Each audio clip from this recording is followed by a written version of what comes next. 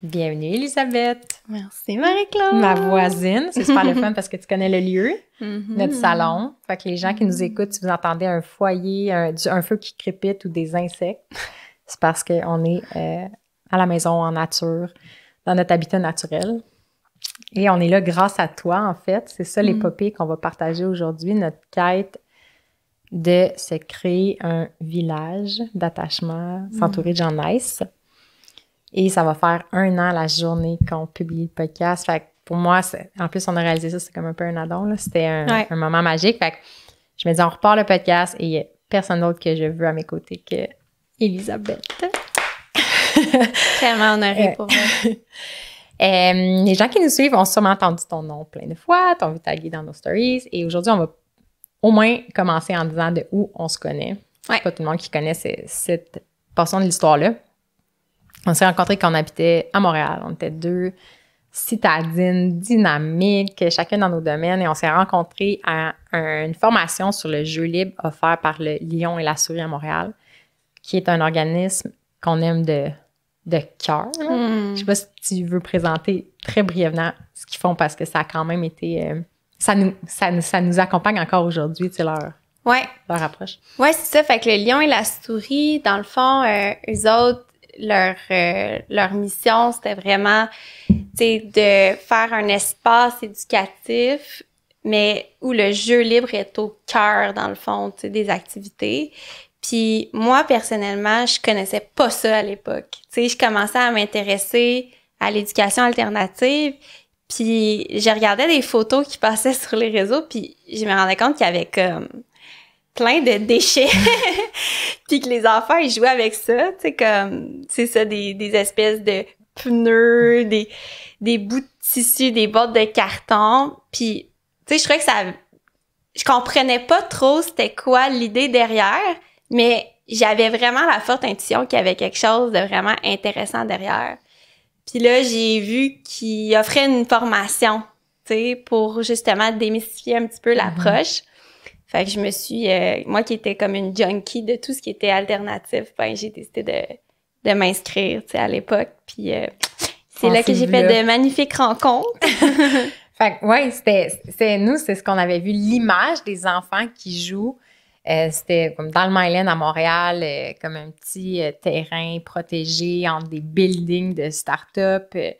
Puis de voir comme, moi, c'est l'émotion, là, comme de l'énergie qui émanait des photos, puis de voir la scène, en fait, quand on est allé la première fois, que c'était comme, ça venait du cœur. J'ai fait, il y a quelque chose de cool ici, tu sais. Puis moi, puis Vince, à l'époque, on planifiait pas d'avoir des enfants là, de manière imminente, mais on s'est, je me suis tout de suite projetée en me disant, j'aimerais que mes enfants vivent ça un jour. Puis ça me rappelait ma propre enfance aussi, l'espèce de, je sors dehors, il y a plein d'amis sur notre rue, puis on s'amuse avec ce qui est disponible. Puis en ville, je pense que justement, une des missions du Lion et la Souris, c'était le jeu extérieur en ville, alors que la nature est précieuse, puis on peut pas nécessairement lui toucher. Puis c'est pas juste de garrocher une pile de patentes dehors. Le but de l'atelier, c'est de réaliser qu'il y a comme toute une philosophie derrière, puis un art de tenir un lieu, puis naviguer les interactions entre les adultes et les enfants.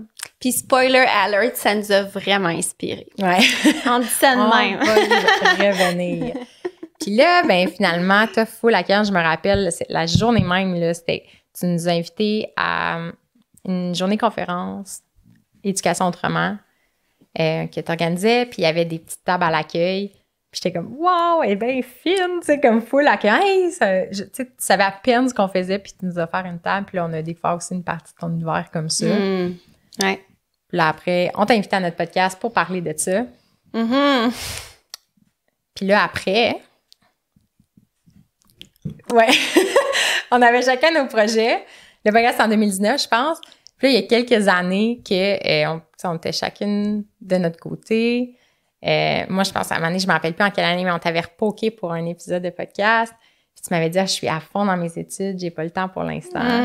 Ouais, c'est ça. Parce qu'après ça, là, moi, je suis retournée aux études en éducation à l'enfance. Mais je me souviens d'avoir vraiment eu un coup de cœur pour vous, tu sais, puis il m'a dit, les autres pourraient vraiment devenir des amis, là, tu sais, comme je le sentais fort. Puis tu sais, finalement, pour toutes sortes de raisons, ça s'était comme pas placé. Mais ouais, c'est comme...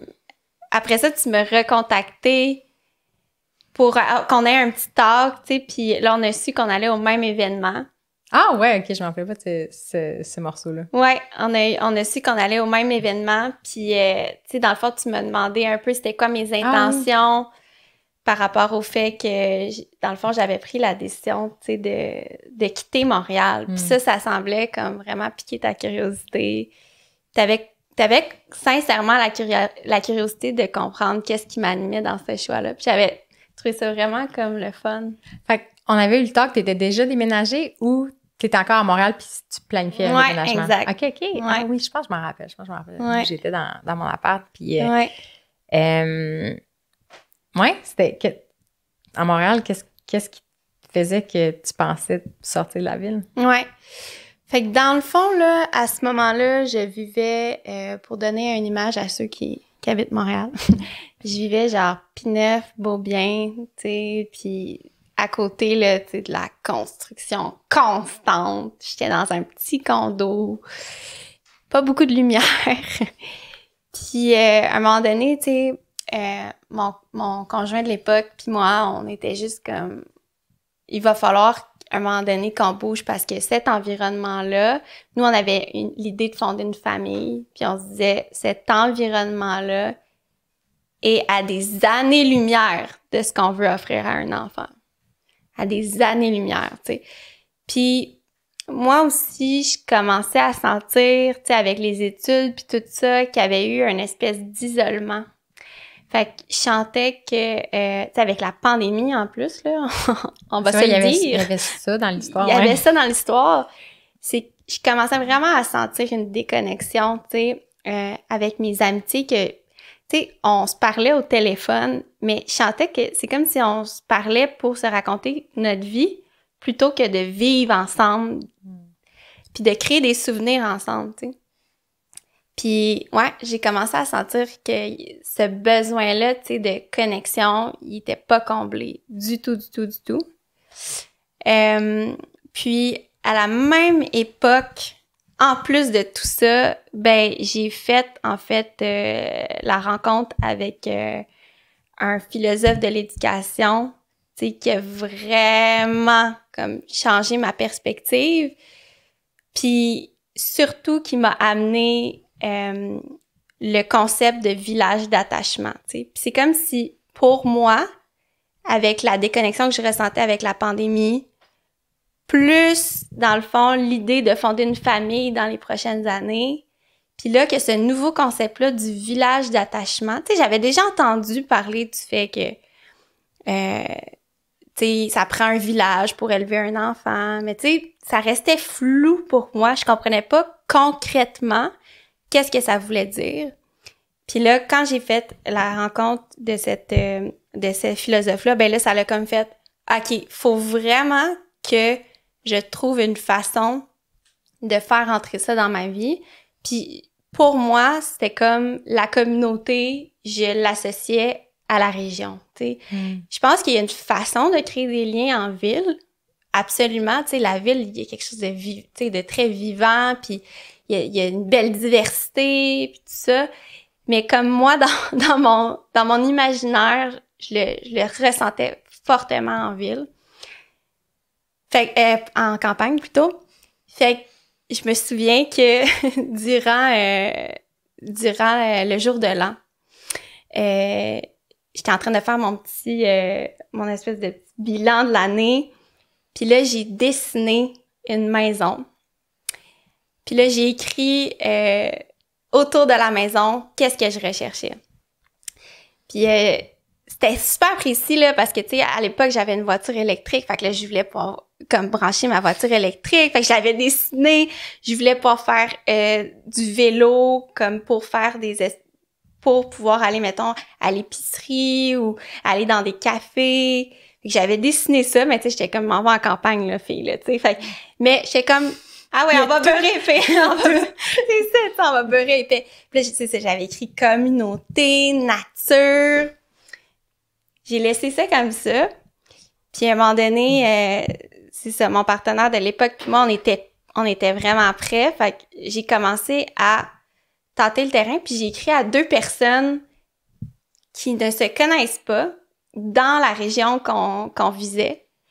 Puis ces 2 personnes-là m'ont parlé du même homme qui louait un espace à Waterville, donc dans le village où, dans le fond, j'avais vraiment déjà l'élan de venir, parce que moi, je suis venue à l'école primaire ici, alternative de Waldorf, quand j'étais plus jeune. Puis je savais qu'il y avait quelque chose qui se passait ici, tu sais. Puis, ouais, mon intuition me disait de venir dans cette région-là.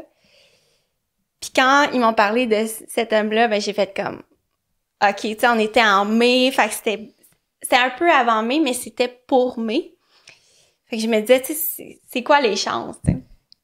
Puis finalement, tu sais, je suis venue visiter, puis j'étais comme, je regardais le dessin. Faudrait vraiment que je retrouve le dessin, là.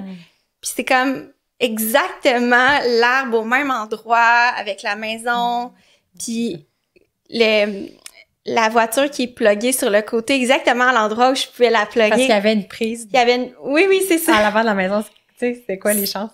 C'était vraiment magique, tu sais. Fait qu'à ce moment-là, pour moi, c'était clair. Nous, on voulait déménager en juillet, puis c'était disponible en mai, puis j'ai fait comme, on le prend, tu sais. On le prend, il y a aucune chance, tu sais, que je laisse ça, tu sais, passer. Fait que j'ai fait le move, j'ai quitté mon emploi, puis du moment, puis je suis déménagée en Estrie au début toute seule, parce que c'est ça, mon partenaire, lui, avait besoin de terminer un contrat. Fait que je suis arrivée ici, une grande maison sur un magnifique terrain bordé d'une rivière, avec un espace boisé, un espace aussi avec un grand étendu pour faire des feux de camp, tu sais, comme...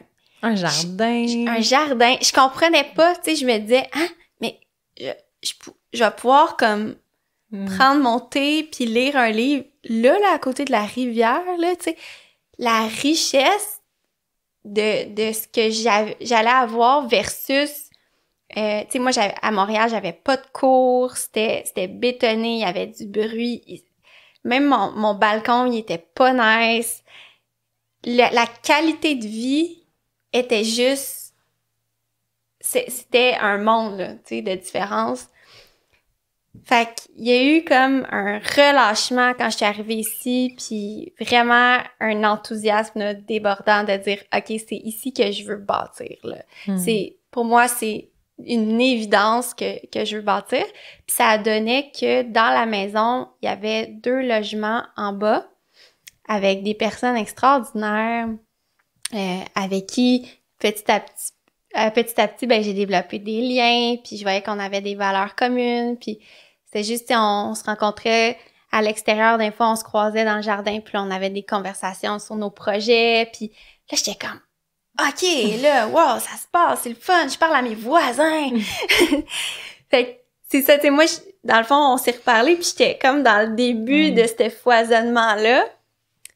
Puis là, ben, on s'est vu à enfanter l'évolution. C'est vrai, je pense que je me rappelle de l'appel qu'on a eu, puis enfanter l'évolution, j'avais vu passer, puis je m'étais dit, c'est trop hippie pour moi. Pour nous, tu sais, parce que les gens nous voient comme des hippies, mais je me disais comme, ça a l'air next level hippie, puis moi, je connaissais pas encore à ce moment-là le monde de l'enfantement libre, tu sais.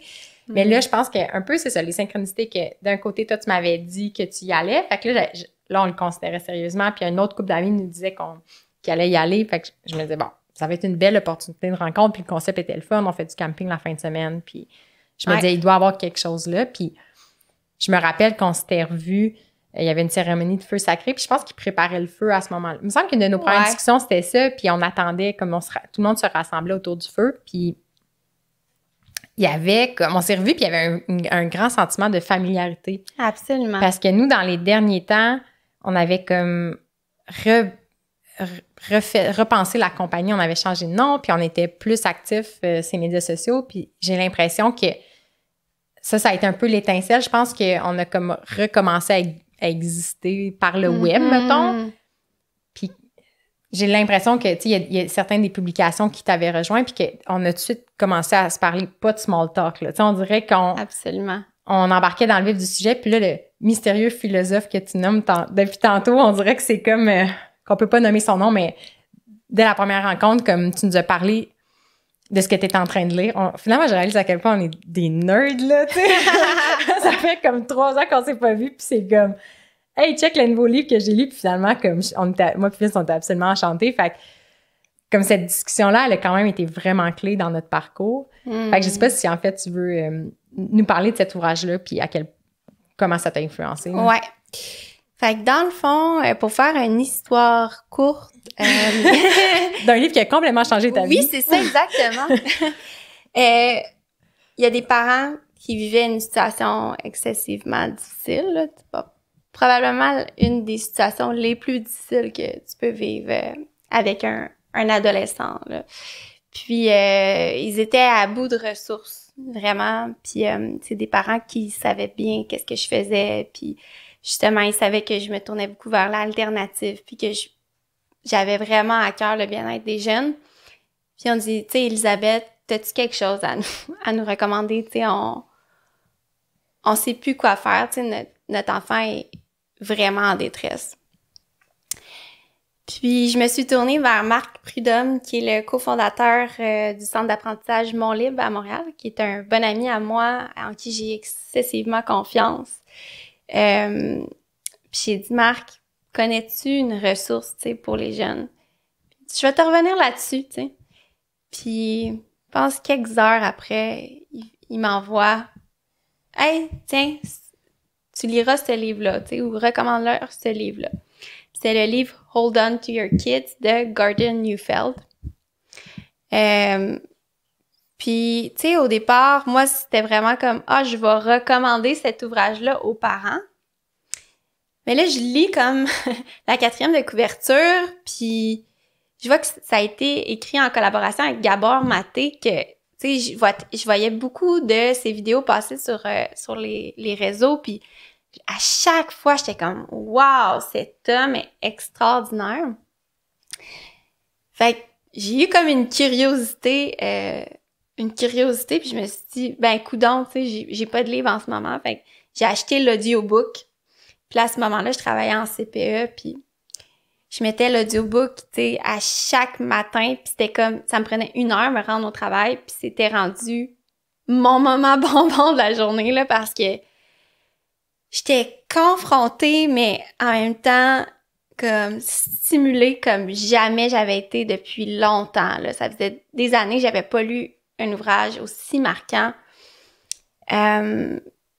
Puis ouais, j'ai rencontré des inconforts là parce que c'est venu me challenger vraiment sur des aspects de l'éducation, tu sais, que même je propageais dans mon podcast puis tout ça. Puis là, finalement, j'étais comme « Oh, attends une minute, c'est plus complexe que ce que je pouvais penser, tu sais. » Puis ouais, ça m'a vraiment donné une espèce de map, je dirais, très cohérente en même temps avec plein de concepts que j'avais acquis à travers le temps, pardon.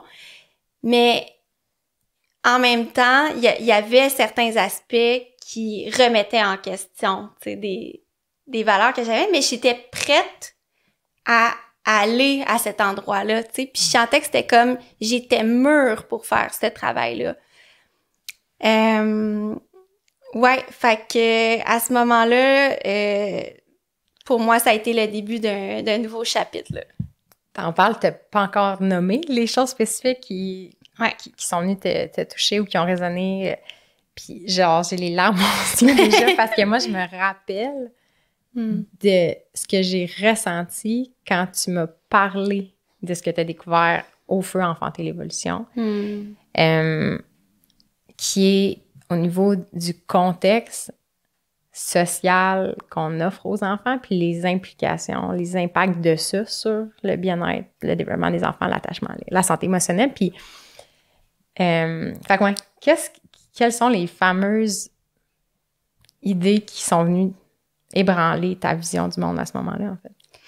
Bien, tu sais, dans mes études, en fait, en éducation à l'enfance, on avait parlé de l'importance du lien significatif, tu sais, à développer avec les enfants, l'importance de répondre aux besoins des enfants avec le plus de précision possible, tu sais. Fait que j'étais déjà au courant de l'importance de ça, mais Gordon Neufeld, il il parle de l'attachement, il parle de...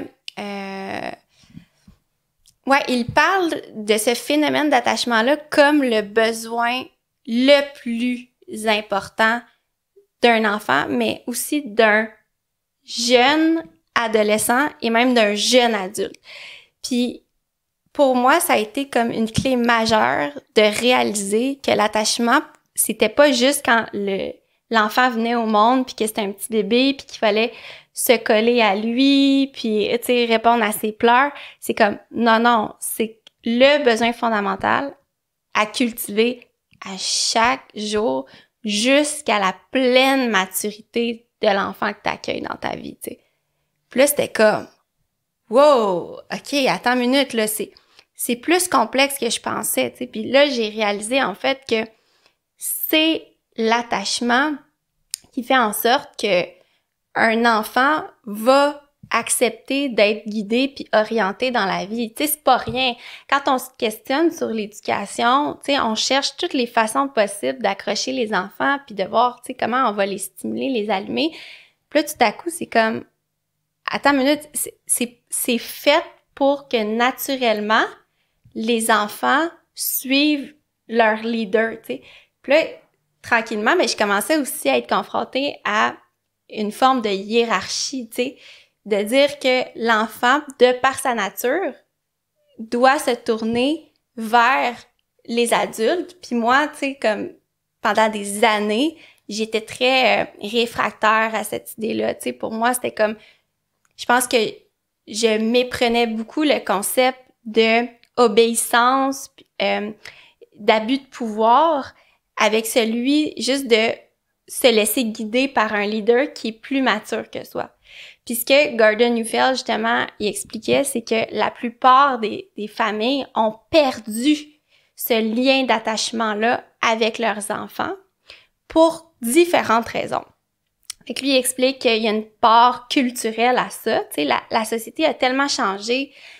Tu sais, juste le fait que aujourd'hui, le père et la mère travaillent, tu sais, toute la journée, fait en sorte que les enfants sont confiés à d'autres instances. Puis ces instances-là, en fait, ne sont pas organisées de manière à mettre en valeur ou à prioriser, j'aimerais dire, ce sentiment d'attachement-là. T'sais, on se retrouve à l'école avec des enfants qui sont 20, parfois 30 par classe, avec simplement un adulte qui sont là pour veiller à leur soif d'attachement. Et moi, c'est ça que, dans le fond, je commençais à réaliser que c'était pas rien, parce qu'un enfant qui est en recherche d'assouvir ce besoin fondamental-là, il est même pas disposé à l'apprentissage, il est même pas disposé à évoluer, à se laisser émouvoir par son environnement, tu sais, à se laisser influencer. Fait que là, je me disais, oh, attends une minute, là, ça marche pas, tu sais, puis Gordon Neufeld, il va plus loin que ça dans son livre. Il parle d'un phénomène qui est très alarmant, qu'il va appeler l'orientation par les pairs. Fait que c'est le fait que non seulement cette soif d'attachement-là n'est plus assouvie par des adultes matures, mais en fait, ce besoin est donc fondamental. Donc, il faut qu'il soit assouvi d'une autre façon, tu sais. Fait que les jeunes, ce qu'ils vont faire, c'est qu'ils vont se tourner vers les autres personnes qui sont disponibles, c'est-à-dire les autres enfants qui sont dans leur groupe, leurs amis. Et comme on isole aussi les enfants par groupe d'âge, les enfants vont se tourner vers des enfants qui sont pour la plupart du temps aussi immatures qu'eux. Et on n'imagine même pas à quel point ce dérèglement-là est en train de... j'allais dire de bousiller des générations, là, tu sais. Ouais, on va le dire. J'ai comme le goût de le dire de même. Parce que je suis au podcast de Vivace et on peut se permettre de dire ces choses-là aussi. Fait que tu sais, c'est ça, pour moi, c'est vraiment l'idée de réaliser que nos enfants, en fait, sont constamment en train de s'adapter au fait que leur besoin de base d'attachement n'est pas combler. Donc, ils ne sont pas dans une quiétude, ils ne sont pas dans un repos où ils peuvent être disposés à cet apprentissage-là, à cette curiosité-là, à ces élans-là. Fait que juste ça, j'ai fait comme wow! Wow! Tu sais, pour moi, c'est comme fondamental qu'on se tourne vers cette problématique-là. Et c'est ce que tu me dis dans les premières minutes qu'on s'est revus. Je suis pas intense pantoute, hein? Puis je pense que j'ai pleuré quand tu m'as dit, parce que moi, je revivais, je repensais à des moments de mon enfance, particulièrement en milieu scolaire, en fait, puis de réaliser à quel point, je me rappelle à quel point j'ai eu de la peine parce que des amitiés se sont brisées, ou à quel point j'étais dans un sentiment, en fait, constamment un peu insécure ou anxieuse. Puis de réaliser que c'est en raison du contexte. Oui. Du contexte, de dire que... je me rappelle, à un moment donné, l'année scolaire avait terminé, on était en 2e année, puis je me rappelle, à la rentrée, à la 3e, il y a une de mes amies, là, j'ai rencontré ma meilleure amie, là, puis au début de l'année scolaire, elle avait dit « Ah, Marc-Claude, on me sent qu'on s'est pas vu l'été, je me suis sentie comme abandonnée, puis finalement, elle voulait comme plus vraiment être mon amie, puis moi, j'avais de la peine, puis elle avait de la peine, puis de me rendre compte, de me rappeler que, tu sais, en 2e année, là, ça l'avait créé un schéma narratif dans mon cœur, que j'étais pas une bonne personne ou une bonne amie, puis... Mais de réaliser que ces moments-là où tu as une proximité avec quelqu'un parce qu'elle est dans ta classe, puis après, elle disparaît un peu de ton regard, puis ça demande un peu d'organisation, des parents, de ci, de ça, puis si tu n'as pas les mêmes loisirs. Mais de réaliser que c'est ça continuellement, en fait. Ouais. Puis de réaliser qu'il y a des choses que j'ai vécues que c'était l'environnement social qui étaient mésadaptés. Puis je pense qu'il y a beaucoup de personnes, comme c'est le cas dans plein de facettes de notre santé, c'est comme on sait tellement pas qu'autre chose est possible, qu'on pense que c'est ça la norme. C'est ça le contexte qu'on a connu, que nos parents ont connu. Puis je pense qu'on en vient à internaliser que si quelque chose cloche, alors si on se sent pas bien, ou si on sent un quelconque mal-être, que vu que l'environnement est normal, que finalement c'est nous le problème, c'est nous qui est brisé. Puis, en tout cas, moi, c'est ça, les réalisations que tu m'as offert dès la première discussion, c'est de dire comme, aïe, à regarder en arrière, je pensais que j'avais eu une enfance très normale. Mais pourtant, j'étais incapable d'expliquer l'anxiété que, de ce que je me rappelle, était comme assez élevée dès l'adolescence. Puis de réaliser, finalement, non, c'est ça. Cette enfance-là normale-là, c'est pas ce qui est naturel, en fait, pour l'humain. Tu sais, il y a une dissonance. Puis à ce moment-là, ça résonnait beaucoup pour moi parce que Marc Aurèle allait avoir 1 an. Ouais. Allait avoir 1 an. Puis jusqu'à maintenant, avec Vivace, quand on a redesigné un peu la compagnie, un de nos focus, c'était ce qu'on avait nommé le design actif pour la maison, parce que le design actif, c'est un mouvement qui est né plus dans le monde de l'urbanisme, de l'architecture de grands buildings. Puis on s'est dit, OK, mais comment un individu pour transformer son environnement, son habitat à la maison? Puis il y avait toujours eu le pilier comme des humains dans ce lieu-là, mais on dirait qu'avec la solitude de la maternité, tu sais, d'être dans mon appart que j'avais designé à 100% comme je le voulais, à la vivace, en guillemets, tu sais, que c'était un environnement comme mobile, qu'on pouvait complètement modifier, j'ai réalisé que ce qui manquait, c'était d'autres humains. Ouais. Puis ça, je l'avais réalisé comme maman. Puis de me dire à quel réseau social, moi, j'aurais vraiment besoin comme mère.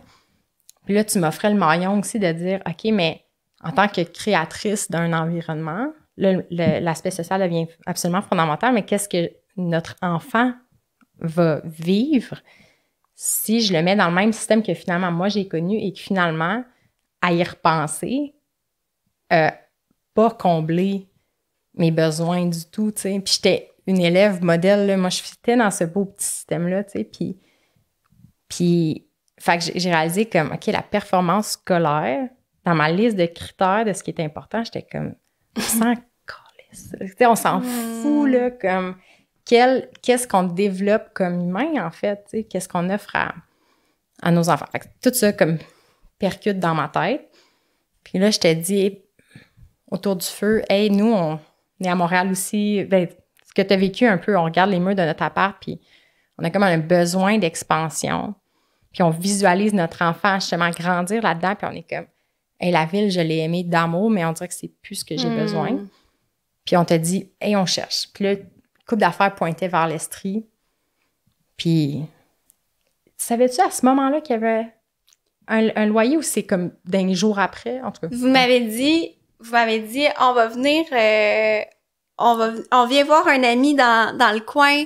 Si t'as envie, on pourrait passer te voir à Waterville. Tu sais, nous, puis je pense que vous étiez allé voir, en fait, un ami pas longtemps avant ça aussi, puis ça vous avait comme titillé à bouger, là, tu sais, de Montréal. Puis là, vous veniez quand même avec l'idée de dire, est-ce qu'on m'ouvrait pas aussi, tu sais, proche d'Élie, dans cette région-là? Puis là, c'est qu'on réalisait aussi que, à crime, on avait, tu sais, vous avez déjà un enfant, moi, j'avais l'idée d'avoir un enfant. Fait que c'est comme, on a une valeur, on a un projet commun qui semble, tu sais, on se connaissait pas beaucoup, mais ça semble résonner en maudine, là, tu sais. Puis cette idée-là, dans le fond, tu sais, Neufel, qu'est-ce qui nous amenait, c'est de dire, faut offrir une variété d'adultes matures à nos enfants aussi, tu sais. Puis je pense que c'est aussi l'idée de dire, on peut-tu comme créer des liens avec d'autres familles, que c'est pas juste c'est mon enfant, mais que tranquillement, avec le temps, ils puissent aussi faire confiance à justement la voisine, à l'ami, puis de dire, en développant des liens comme ça dans la communauté, ça l'offre une espèce de résilience aux enfants parce qu'ils sont entourés de ces adultes matures-là. Puis là, c'était comme, mais c'était l'amorce de notre réflexion, là, à ce moment-là, sauf que ça a comme fait ting-ting! Ouais, il y avait déjà une intention commune vraiment forte. Puis là, je pense, la semaine d'après, 10 jours après, on visitait ici. Puis tu voulais baisser nos attentes un peu. Tu étais comme, tu sais, c'est un peu un cabanon. Ben, en fait, c'est que là, j'ai su qu'il y avait une petite maison derrière chez nous. Moi, je vis dans une grande maison, puis à côté, il y avait comme une mini-maison. Mais si j'étais comme, c'est vraiment petit, là, tu sais. Mais je les connaissais pas encore assez pour savoir qu'ils seraient assez crackpot pour dire, ouais, tu sais, nous, c'est parfait pour nous, tu sais, à ce moment-là. Mais c'est ça, fait que j'ai fait comment, il y a une espèce de, c'est un peu comme un genre de cabanon, là, derrière, puis je pourrais vous faire visiter tant qu'à ce que vous êtes là. Ouais. Puis, tu sais, nous, c'est drôle parce que toi, t'as fait le dessin de, tu sais, ton lieu de vie, de rêve. Puis nous, on l'avait, tu sais, à Montréal, dans un 4,5, quand on a eu notre enfant, puis qu'on faisait comme toutes les approches de parentalité proximale, on s'était fait comme une espèce de quartier général dans notre salon, puis on était comme, tu sais, les premières semaines, Marc-Aurèle, on était tout le temps tout nu collés, tu sais, c'est un bébé d'été en plus, puis on était tout le temps là, puis même dans notre académie, il y a même 2 pièces qu'on n'utilisait plus tant que ça. Fait que moi puis Vince, on s'était regardé puis on a dit « Hey, ça, c'est l'espace à peu près minimal que je pense qu'on serait très bien pour vivre. » Puis on avait une petite cuisine puis une petite salle de bain. Fait que quand on est venu visiter le dit cabanon, nous, on était émerveillés, là, tu sais. Puis il y a un foyer en plus. Fait que sincèrement, quand j'ai vu le foyer, puis en plus, il y a un rond de feu dehors, je repensais juste à cette scène-là autour du feu en télévision, puis je me disais...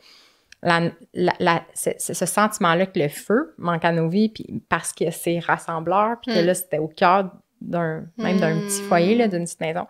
Puis j'avais vraiment eu un sentiment fort qu'on vivrait ici. Ouais. Puis comme tout, des fois, tu veux pas être trop excité, tu sais. Mais il y a quelque chose dans le moi qui disait, je pense qu'on va l'avoir. Puis le proprio, on le sait pas à quel point il y avait une longue liste d'attente, mais il nous avait fait comprendre qu'il y avait peut-être d'autres visites. Fait que nous, on était full motivés, comme... on y avait, comme... renvoyer un petit vidéo pour se présenter notre famille. Puis lui, je pense qu'il a eu le sentiment que il avait envie de voir un enfant aussi sur le lieu. Ouais. Puis c'est fou la vie. Les synchronicités, là, lui, il me dit que ce qui a été le déclic, là, qu'il a dit, OK, ouais, c'est un signe là, qu'il faut que ce soit eux. Il servait un client, puis il écrivait, je pense, sa facture, l'adresse de la personne, puis il habitait sur une rue qui s'appelait Marc-Aurèle. Puis il avait appelé sa conjointe, puis il avait dit, voilà, on a eu notre signe, genre. Wow, j'avais jamais su cette histoire, c'est bien cute. Fait que c'est fou, hein, comment des fois, comme on a des visions, puis on se fait des plans détaillés, mais les meilleures choses dans ma vie se sont passées parce que j'ai mis une intention très claire, mais en même temps, j'étais lousse sur quand ça allait se passer. Puis des fois, c'est ça, il y a des trucs complètement irrationnels qui se passent, puis on dirait que ça nous guide dans nos choix. Fait que pour moi, ça a été un exemple de ça. Puis on a visité, puis la petite maison était en réno, puis dès qu'elle allait être prête, on pouvait déménager. Puis 3 semaines plus tard... 3 semaines plus tard, il était là. 3 semaines plus tard, on était comme ici, puis la première nuit, moi puis Vince, on s'est dit, on retourne plus jamais à Montréal. Mais ce sentiment-là, comme tu disais, que tu réalises quand tu te délocalises à quel point la ville est ultra stimulante comme sensoriellement, puis que tu arrives en nature, puis que le système nerveux comme se replace, on dirait. Ouais. Déjà ça, il y a un gain. Fait que, tu sais, nous, la première phase d'installation ici, c'était la reconnexion avec une nature au quotidien. Ouais. Puis encore, le grand moyen après ça, c'était, OK, la vie sociale. Tu sais, qu'est-ce qui se passe? Je dois dire qu'à ce moment-là, à y repenser, mes attentes, c'est que tout allait se placer magiquement. Tu sais, c'est comme, wow, il y a des gens à côté, on a des voisins, on se croise déjà, il y a des valeurs communes, par le souci de notre propriétaire. Ouais. De ça, encore une fois, de dire s'il y a une intention de créer un lieu, c'est lui, il nommait, je veux créer un lieu de vie où les gens ont une belle qualité de vie. Il prenait le soin de choisir les gens. Ouais. Réfléchir, est-ce que c'est un bon fit? Ouais. Fait que je me disais, check, c'est réglé. Waterville, c'est un village dynamique. Tout va se faire. Puis j'avais pas réfléchi plus loin que ça. Je sais pas, toi, quand t'as déménagé ici, c'était quoi tes attentes? Tu sais, la Elisabeth de v'là un an ou à ton déménagement, là. Fait que l'été de l'année passée, comme... Ben, je pense que c'est ça, tu sais, quand tu rêves de communauté, puis on s'entend, on n'est pas tout seul, là, dans notre époque. Il y a comme une première phase que c'est une espèce de monde idéal, là, qui est une espèce de rêve idyllique, que tu vois une image dans ta tête, puis que, tu sais, on dirait qu'à y repenser, genre, les personnes sont même pas vraiment réelles, genre, ils ont même pas de face, hein? Ils ont pas de face, ils ont pas de défaut, ce monde-là, puis ils sont parfaits, ils ont toujours un chapeau de paille, puis fait il y avait un petit peu de ça quand même, tu sais. Mais assez rapidement, tu sais, quand j'ai déménagé, je vais être comme, si tu te bouges pas, ça va pas se passer, là. Tu sais, il y a une partie de naturel, tu sais, je pense d'organique, de rencontres fortuites, merci, de rencontres fortuites qui vont juste faire en sorte que il y a de la beauté qui va émerger, il y a de la connexion qui va émerger, mais au point où tu veux que ça se passe, avec cette fameuse idée de village d'attachement, va falloir que tu offres un contexte, tu sais, pour que ça se déploie plus facilement, parce que là, tu comprends que le contexte social actuel est pas de ton côté, là. Tu sais, fait assez rapidement, tu sais, j'ai eu l'idée d'un projet pour aller à la rencontre des familles. Puis moi, à ce moment-là, c'était encore l'idée d'avoir potentiellement un enfant bientôt. C'était comme, je veux, puis Gordon Neufeld parle de ça, l'importance de préparer son village d'attachement avant d'avoir un enfant. Puis là, moi, j'étais comme, OK, mais là, j'arrive dans une région où je connais personne. Heureusement, j'avais mon père qui vivait à comme 30 minutes de chez nous, ce qui était proche pour moi parce que tu sais, ça faisait 12 ans qu'il vivait à 1h30 de chez nous. Fait que c'était comme, OK, ben un premier pas ici. Là, Marie-Claude puis Vincent qui arrivent, genre, oh, OK, là, ça se passe. Mais j'étais comme un village, tu sais, ça va prendre un petit peu plus de monde, puis ça va prendre du monde aussi qui ont des valeurs communes. Et à ce moment-là, je me suis dit, OK, ben il faut que je puisse contribuer, dans le fond, au village. Il faut que je puisse donner un peu de ma magie au village.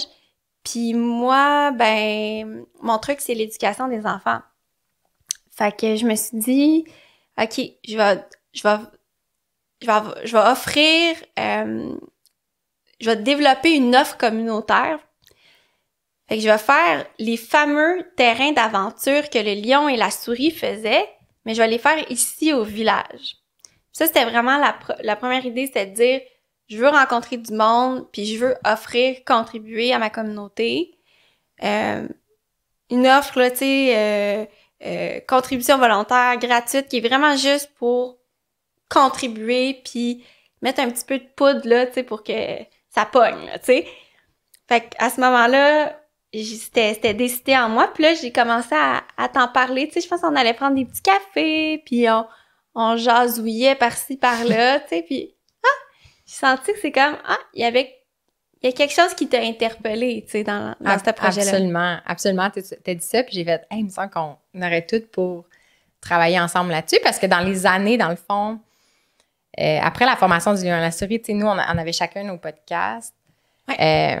Ça, c'était l'éducation, puis tu étais venu à notre podcast parce que moi puis Vince, fascinés de comment on apprend dans la vie. On se voit comme des éternels apprentis, puis je réalise que à l'école, on n'apprend pas nécessairement à apprendre, on apprend des choses, mais je trouve que ma maîtrise à l'université, ça m'avait fait comprendre qu'il y a des méthodes de fonctionnement, il y a des méthodes pour créer, il y a des méthodes pour apprendre. Fait que là, on avait eu une série de personnes à notre podcast, des éducateurs, des coachs, des entraîneurs, parce que j'étais curieuse de comprendre qu'est-ce qui fait qu'on acquiert des nouvelles idées dans un but, nous, tu sais, des saines habitudes de vie, de dire comme qu'est-ce qui amène à un changement de comportement. Tu sais, fait que le jeu libre existait aussi dans notre univers du mouvement parce que chez les jeunes enfants, particulièrement, c'est comme la tranche d'âge qu'on étudiait beaucoup, là. Il y a du jeu chez les adultes, mais on s'intéressait chez les enfants. C'est à la fois du mouvement parce qu'il y a des jeux actifs. Tu sais, la plupart des jeux vont être actifs, vont impliquer le corps d'une manière ou d'une autre. Même les jeux, j'allais dire, sauf les jeux vidéo, mais en fait, les jeux vidéo sont sur le point d'être reconnus comme des sports. Là. Mais c'est un autre débat. Mais puis le jeu libre est aussi à la fois la façon qu'on apprend puis qu'on intègre du savoir. Fait que nous, on s'intéressait beaucoup dans le développement d'un enfant. Souvent, quand on pense à l'activité physique, au mouvement, on pense à des sports, puis à des disciplines, puis l'enfant comme apprend à faire un sport, alors que nous, notre vision, c'est que l'enfant développe une littératie physique, développe des mouvements de base par le jeu, que l'enfant, finalement, ça lui donne tout ce qu'il a besoin après pour... C'est des outils qu'il peut recombiner. Il comprend son corps, premièrement, puis il a confiance en ses capacités, mais dans un cadre de jeu, puis je pense que c'est un des éléments du jeu libre où il n'y a pas de conséquences sérieuses, que tu n'es pas constamment en mode compétition, d'évaluation, de performance. Puis la majorité de l'enfance devrait être dans ce mode-là. Puis ça crée, tu sais, nous, la portion, tu sais, toi, tu le voyais sous l'angle de, mettons, l'attachement. Nous, c'était du point de vue du développement moteur, de la confiance en soi. Tu sais, une bonne littératie physique par le jeu crée des meilleurs athlètes anyway. Fait que même un adulte qui serait un parent qui veut que son enfant participe à un sport qu'il aime beaucoup puis performe, c'était ça la base de la pyramide, c'est des années de ça, puis ça te donne un sentiment que tu es capable d'agir sur ta vie ultimement, je trouve, tu sais, cette confiance-là. Fait que nous, c'était comme notre vision du jeu libre, puis Vivace est né beaucoup par l'activité chez les enfants. Fait que le jeu libre, c'était pour nous complètement central. Fait que quand tu m'as parlé d'un terrain d'aventure qui faisait vivre ça des enfants, qu'on allait rencontrer du monde, puis que là, moi, je pouvais... Tu sais, tout ça, mon esprit est allé sur l'aspect design. J'ai fait, il me semble qu'on pourrait collaborer. Oui, c'est ça, parce qu'il y avait comme un beau complément. Tu sais, moi, je m'intéressais beaucoup à l'aspect humain, tu sais, du jeu. Puis toi, c'était tout l'aspect design. Fait que c'était... Rapidement, ça avait été comme un espèce de clic. Puis aussi, à ce moment-là, tu sais, je réalisais plus que jamais là à quel point le jeu, ça allait faire partie de valoriser le jeu libre. Ça allait faire partie de ma vie, là, puis comme une mission pour moi parce que, tu sais, ça faisait des années que je m'intéressais à Peter Gray, qui parle beaucoup du jeu, tu sais, comme tu le disais, dans la meilleure stratégie pour apprendre, pour se développer. Mais là, avec Gordon Neufeld, il apportait toute une autre vision aussi, d'ajouter là-dedans l'aspect de reconnecter avec sa vulnérabilité aussi à travers le jeu, comme un espace où, tu sais, les enfants peuvent, c'est ça, se sentir en sécurité, d'expérimenter des sensations plus inconfortables. Puis là, ça amenait comme tout un nouvel aspect au jeu que j'avais jamais exploré, Mais je me disais, mais voyons à quel point le jeu, c'est la réponse à tout, là. Fait que ça me faisait juste énormément de sens. Toi aussi, fait que ça a été comme le contexte aussi pour qu'on commence aussi à développer notre relation à travers un projet commun, tu sais. Moi, c'est une façon d'entrer en relation, là, comme quand... Ouais. Tu sais, c'est le sujet du podcast, c'est comment se créer un village. Moi, une de mes stratégies, où c'est souvent de m'impliquer dans des projets. Comme c'est un contexte que j'apprécie beaucoup, j'aime beaucoup créer, puis je trouve que ça crée un cadre assez clair. Puis travailler pour le même objectif, tu sais, puis surtout qu'on s'était fixé comme une fois par semaine, on se rencontrait. Fait que dès le départ, il y avait comme un momentum. Ouais. Dès qu'on s'est dit, OK, oui, on le fait. Puis ce que j'ai aimé aussi, c'est que dès le départ, on s'est dit, OK, on vient de Montréal, on a vu ce que c'est, on l'a vécu, on a été charmés. Mais là, le contexte est différent. Puis on vise aussi des terrains d'aventure éphémères. Fait que c'est comme, on arrive sur un lieu de manière temporaire, fait qu'on n'avait pas un lieu permanent. Et on aspire éventuellement à avoir des interactions intergénérationnelles.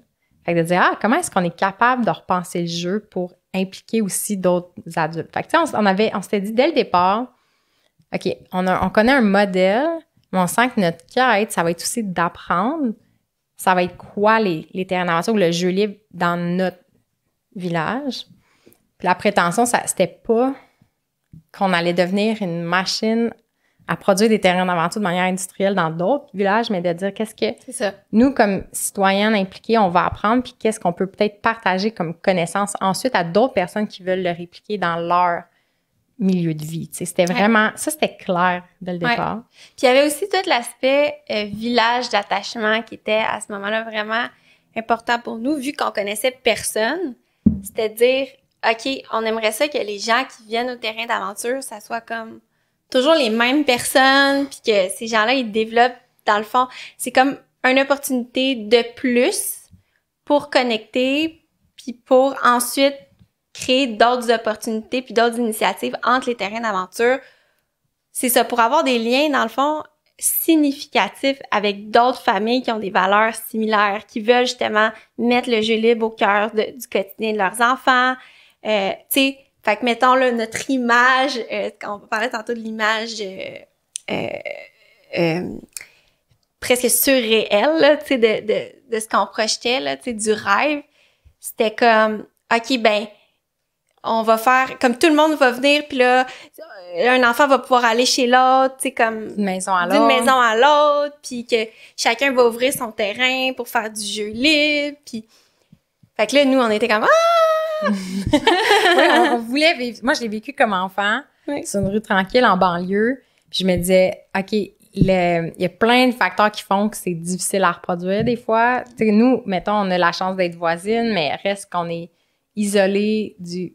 village de Waterville, le cœur, où les maisons sont plus proches comme en banlieue. Ouais, exact. On est en périphérie. Fait que c'est-à-dire, OK, comment, par des actions claires, on est capable de... C'est toujours l'aspect de lieu. Il faut créer un attachement à un lieu, mais aussi penser aux dynamiques sociales. Puis là, on s'était dit, OK, oui, on va faire un terrain d'aventure, mais on était très consciente que le terrain d'aventure, puis ton intention, c'était comme un par saison. Ça va pas tout résoudre. Tu sais, il faut une récurrence dans les rencontres pour que des liens se fassent. Fait qu'on s'était dit, entre les terrains d'aventure, on va s'asseoir en gang puis on va parler de thématiques fondamentales. Tu sais, initialement, juste parler de c'est quoi le jeu libre, c'est quoi l'approche, comment répliquer une approche de pièces libres à la maison. Fait que c'était toujours de ramener ça à la maison puis dans le quotidien par d'autres rencontres entre ces trucs-là. Puis je pense que ça venait rejoindre ce qu'on aime faire dans la vie aussi, qui est de partager des idées. Fait pas juste de créer des événements divertissants, mais de dire, on vit une expérience, puis comme on l'a vécu à Montréal, de dire, ça nous marque, puis on comprend finalement c'est quoi en le vivant. Puis là, on se dit, hey, comment je peux faire conscientiser les gens qui peuvent répliquer ça au quotidien de manière... Puis que ça simplifie la vie à plein de niveaux, là, d'avoir moins de jouets, plus de matière ouverte, tu sais, puis c'était comme ça la vision. Ouais. Puis là, ben, il s'est passé un événement marquant que je préfère comme garder pour moi, parce que ça me concerne pas seulement moi, mais ça a été un gros enjeu, un bon dragon, tu sais, dans mon année. Une bonne épreuve. On va dire tous les synonymes. Puis cette épreuve-là a fait en sorte que, ben, c'est sûr que j'ai été vraiment shakée émotionnellement, mais aussi j'ai dû réorganiser ma vie, tu sais. Ce que je pensais avoir comme temps allait plus être le même. Ma disponibilité intérieure aussi était pas la même avec toutes les émotions que je vivais. Puis là, c'est là qu'on sort un peu de l'image idéaliste de ce qu'on... Tu sais, on dirait que dans cette image-là, tout est beau, tout est gentil, tout va bien, tout est stable, mais c'est comme dans la vraie vie, on a des émotions, il y a des imprévus. Il y a des imprévus, il y a toutes sortes de choses qui se passent. Puis moi, toute cette péripétie a fini par faire en sorte que je me suis séparée. Donc là, ça a été comme une espèce de choc parce que moi, je venais ici dans l'intention de fonder une famille. Mon lien avec vous, c'était bien sûr de cœur, d'amour parce que je vous aime puis que je vous trouve tellement hot. Et aussi, c'était comme, on va comme, nos deux familles vont merge puis on va, tu sais, c'est ça, on va créer ce village-là. Mais là, non seulement je me retrouvais, tu sais, comme, OK, tu sais, comme, je vis quelque chose de vraiment difficile, mais j'aurais pas de famille, là, puis pas tout de suite, là, en tout cas, là. Fait que là, ça a fait comme, oh, OK, il va falloir qu'on se réajuste, tu sais, à travers tout ça. Puis je pense que la séquence d'événements parce que j'ai l'impression que c'est pas juste un événement, c'est que il y a eu un enchaînement d'effets de cette séparation-là, finalement, que ton mode de vie a changé, là, tu sais, que... Et j'ai dû retourner travailler, tu sais, à l'école. Déjà, ça, c'était comme, tu sais, pour notre projet, ça faisait en sorte que, tu sais, moi, dans le fond, durant la journée, je travaillais, puis c'était une grosse adaptation, là, pour moi d'aller à l'école. La façon dont aussi mon rythme, tu sais, fonctionne, mon énergie, ben, tu sais, quand t'es un maillon, justement, tantôt on parlait, tu sais, de l'attachement, quand c'est toi qui es responsable de combler ce besoin-là d'autant d'enfants, t'arrives chez vous, là, t'es vidé, là, pis t'es en mode comme, j'ai plus rien à donner à personne, fait comme, je t'emboule dans mon lit, pis, tu sais, c'est ça. Fait que là, c'était plus pantoute le même contexte, tu sais, comme tu disais tantôt, là. Le même contexte, les mêmes besoins.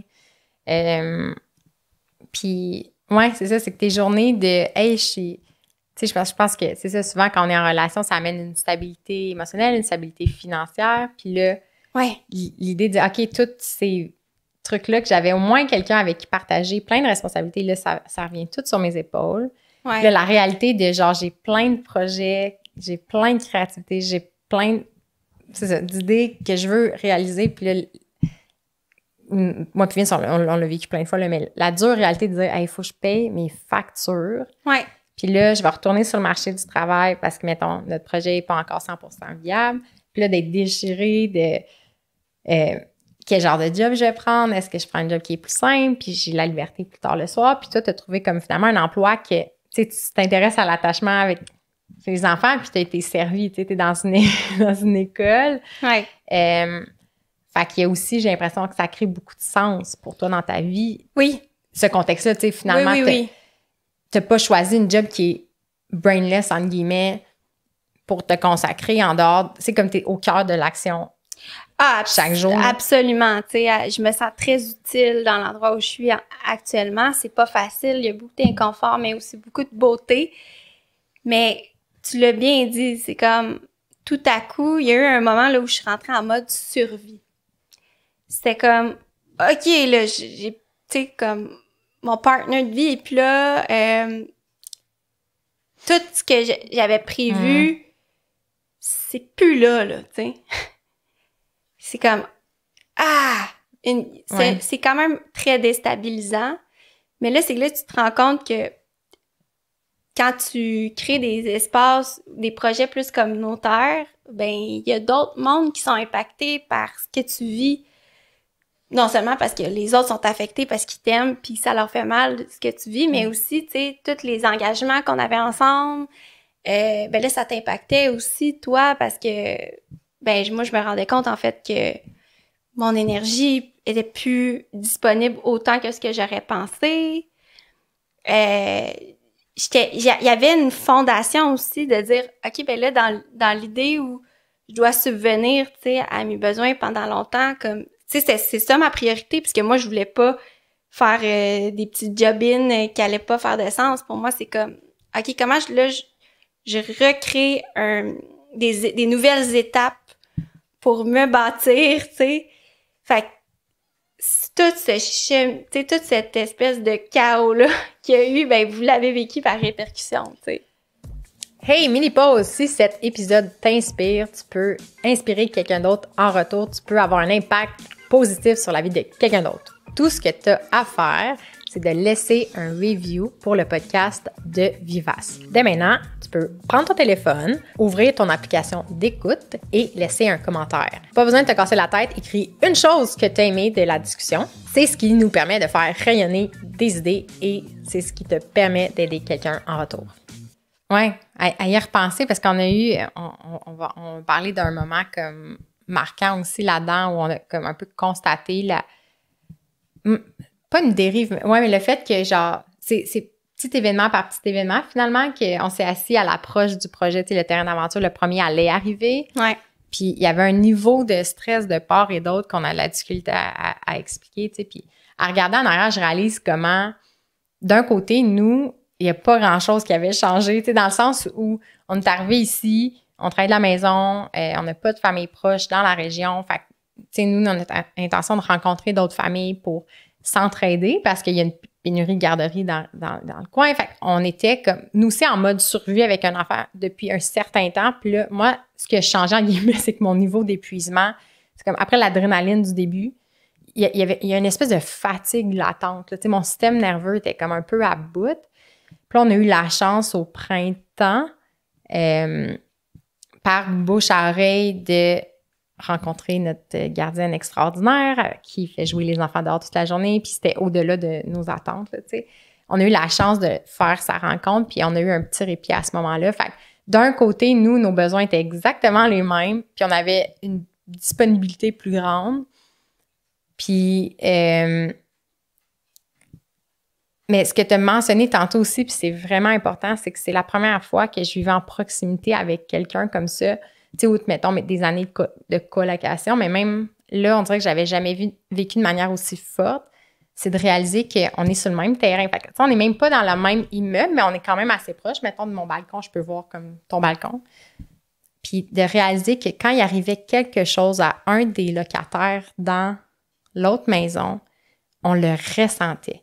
Puis des fois, c'était comme tu dis, juste par empathie, quelqu'un t'annonce qu'il y a quelque chose qui bouge dans sa vie, puis t'es triste pour la personne, mais des fois, là, on se levait le matin, puis on se parlait, puis c'était comme, hey, j'ai fait un rêve cette nuit, là. J'ai senti comme un esprit sur le terrain, comme noir, puis tu sais, je me sentais menacée, mettons. Puis on avait eu des émotions similaires au même moment. On s'était même à un moment donné réveillés aux mêmes heures. Avec un sentiment d'un rêve ou d'une présence weird. Tu sais, c'est comme, wow, là.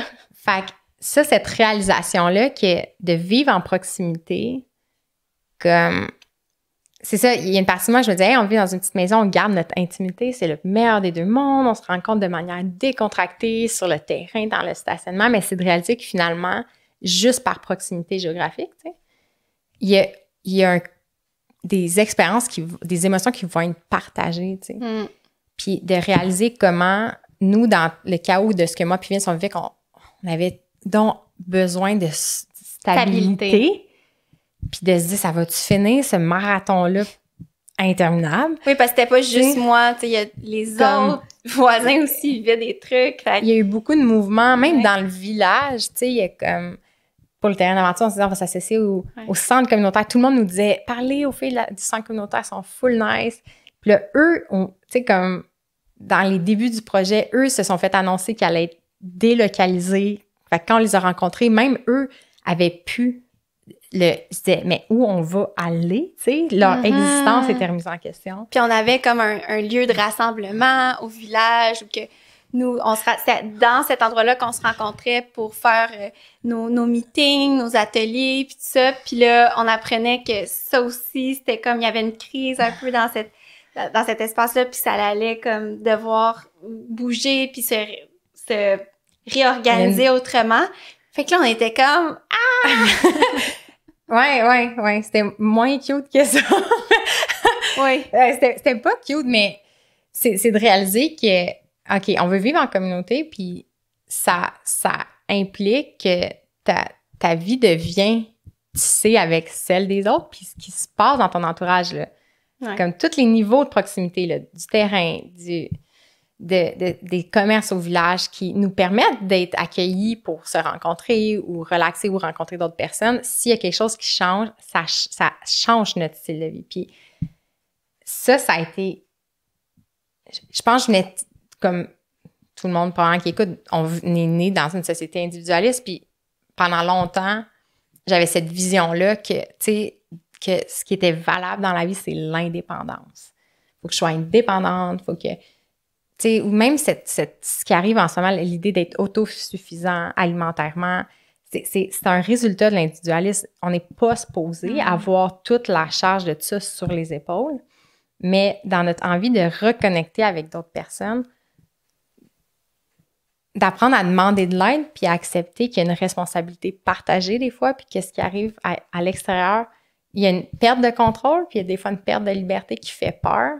Puis je pense qu'il y a aussi une phase peut-être qu'on a vécu de résistance à dire à quel point j'ai envie de me replier, puis de me mettre dans mes petites affaires, puis de retrouver ce contrôle-là sur ma vie à 100%, qui vient des fois, mais en même temps avec cette envie-là d'aller vers l'autre, puis de merger nos vies dans des projets concrets ou dans des activités concrètes. Puis ça, j'en parle, puis il y a comme tellement, comme ça me rappelle toutes les émotions de aïe, OK, il n'y a plus de repères, mais en tout cas, bang. Mais je pense qu'il y a un truc intéressant qu'on avait nommé, c'était, à un moment donné, dans une conversation, c'était de dire, il y a toute notre drive biologique d'être en tribe versus notre culture qui nous a amené à être individualiste. Puis cette confrontation-là, ce tiraillement-là entre les deux constant est vraiment tough.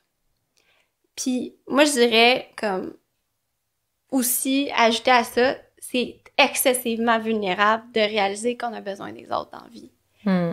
C'est excessivement vulnérable, tu sais. Puis, à un moment donné, tu te rends compte que si tu veux que les autres soient dans ta vie, faut que tu les laisses te voir, pas toujours sur ton meilleur jour, puis que tu les laisses rentrer dans ton intimité. Puis ça, c'est vulnérable. Puis moi, il y a eu un moment dans notre relation où que j'ai senti que j'étais très vulnérable, puis que j'avais le goût de me cacher, puis que je ne sois pas vue par rapport à ça. Puis là, c'est là que on s'était rencontrés, puis on s'était parlé, puis on avait réalisé que dans nos relations, toi et moi, on avait réalisé que dans d'autres relations dans notre vie, il y avait souvent ce point-là qui arrivait, où qu'il y a un inconfort, où qu'on sent qu'on veut pas être vu, puis que souvent, on fait juste prendre la décision de s'éloigner au lieu de se rencontrer pour vrai dans cet inconfort-là, tu sais. Puis moi, c'était comme, je me souviens, c'était vraiment le moment où je suis comme, OK, mais genre, Ellie, c'est part of it. Fait qu'on va juste, tu sais, j'ai confiance en Marie-Claude, puis j'ai envie aussi de bâtir avec des gens qui sont capables de recevoir puis de vivre ces moments d'inconfort-là. Puis là, on s'est assis ensemble, puis moi, je t'ai dit les choses, puis tu m'as dit les choses, puis c'était comme, OK, on n'est pas mort. Genre, on s'est laissé voir dans cette intimité-là, dans nos côtés plus laids, puis ouais, moi, j'avais, tu sais, des fois, c'était, moi, je trouve une des émotions la plus dure à vivre, c'est la honte. Puis c'est que je me rendais compte que des fois, quand je laissais voir mon intimité, il y avait des parts de moi que j'avais honte, puis que j'étais pas fière, puis de vouloir cacher ça des autres, ça éloigne, tu sais. Puis là, c'était dire, hey, tu sais quoi, genre, je vis ça, je suis là, puis j'ai honte, mais comme... Je reste là. Je reste. regarde-moi, genre, dans cette laideur, d'une certaine façon, tu sais. Mais comme pour moi, ça, c'est un step vraiment géant d'aller vers une vraie intimité puis une vraie relation. Puis moi, dans mes amitiés, j'avais rarement vécu ça, tu sais. Fait que pour moi, c'était comme... l'engagement, tu sais, d'un village, c'est ça que je me rends compte, c'est de dire... Il faut être prêt aussi, tu sais, à aller voir en dedans, puis de ces choses-là qui viennent un petit peu plus bloquer. Si t'es pas capable d'aller là, tu vas toujours finir par trouver des stratégies pour te dire « Ah, mais dans le fond, peut-être que ça fit pas, peut-être que c'est pas exactement ça, peut-être qu'il y a un village où c'est mieux, peut-être qu'il y a un village où il y a plus de monde avec des chapeaux de paille, genre, peut-être que, tu sais, ce truc-là, il est infini si tu prends pas le temps de t'asseoir avec l'autre puis de nommer puis de te laisser voir, tu sais. Je pense que ce qui est excessivement complexe, c'est que c'est difficile de départager la voix au fond de nous-mêmes qui nous guide vers quelque chose de mieux parce que des fois, tu sais, on a quitté Montréal, on regrette pas en toute notre décision. C'était pas genre, on idéalisait l'Estrie, on idéalisait Waterville, puis genre, finalement, on fuyait Montréal. Non, c'est, on a trouvé, on a eu l'intuition qu'il y avait mieux, puis on a trouvé mieux dans le sens que ça correspondait mieux à nos besoins du moment. Parce que je suis heureuse de mes années en ville, mais c'est comme mes besoins ont changé, puis finalement, le contexte a changé.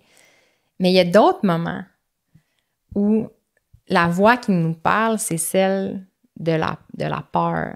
Puis comme tu dis, quand la honte est présente, c'est une émotion qui est difficile parce que moi, je sais pas comment tu la vis, mais moi, c'est comme une boule noire de nœuds, puis collante, puis qui englobe tout, puis c'est comme un bloblet. En tout cas, moi, c'est même que je le sens dans mon corps, puis on dirait que ça teinte, puis c'est vraiment difficile de faire preuve de discernement dans ces moments-là parce que on a un besoin, j'ai l'impression, dans le creux de la noirceur, de se sentir mieux, puis d'être en sécurité. Puis je pense qu'une façon de se protéger, c'est de se replier sur soi-même, surtout, comme on le disait, dans une culture individualiste, on a développé des méthodes de thérapie qui sont centrées sur l'individu. Fait qu'on va dire à la personne, c'est dans juste tes traumas à toi d'avant, c'est ton cerveau qui est déréglé, c'est ton alimentation qui est déréglée. Puis ça, genre, je lisais ça hier, je marchais, puis j'écoutais le livre de Johan Hari qui est Lost Connections, puis tout son livre est sur justement le lien entre la dépression puis une déconnexion de d'autres humains puis de la nature. Puis il explique comment cette obsession-là de l'individu, du self avec un grand S, si ta guérison passe juste par l'individu puis toi, puis c'est un cul-de-sac. Parce que ce qu'on a vraiment besoin aussi, c'est de connecter avec d'autres humains. Puis c'est, comme tu dis, il y a quelque chose de vulnérable d'admettre qu'une partie de notre bien-être est aussi déterminée ou est en lien avec d'autres personnes. Parce qu'on s'est fait dire d'être performant individuellement, d'être le meilleur de classe, le meilleur dans l'équipe sportive, d'être un bon leader, mais on pense plus au leader qu'on pense au groupe. Tu sais, c'est tout le temps moi. Puis j'ai réalisé que ça a expliqué aussi pourquoi pendant tellement longtemps, mon anxiété, mes sentiments dépressifs, j'étais pas capable de les régler parce que tu tournes un peu en rond. Tu sais, tu te replies, tu dis c'est moi qui est brisé. Puis, bref, mais là, c'est quelque chose de dire, il faut que tu te trouves dans le moment où tu te sens le plus comme de la merde. Puis que par le passé, comme tu dis, j'avais pas beaucoup d'expérience. Avant, ça avait été aussi pour moi dans mes relations un point de rupture. Ces moments inconfortables là, que ça fait mal. Exact. Puis après t'avoir parlé en préparant l'épisode, puis le mot qui m'est venu en tête, c'est des peines d'amitié. Quand je parlais autour de moi dans la dernière année de hey, on a envie de se créer un village, on a envie de se créer une communauté, un clan, une tribu, peu importe le mot que les gens utilisent. T'sais. On fait tous référence au même concept.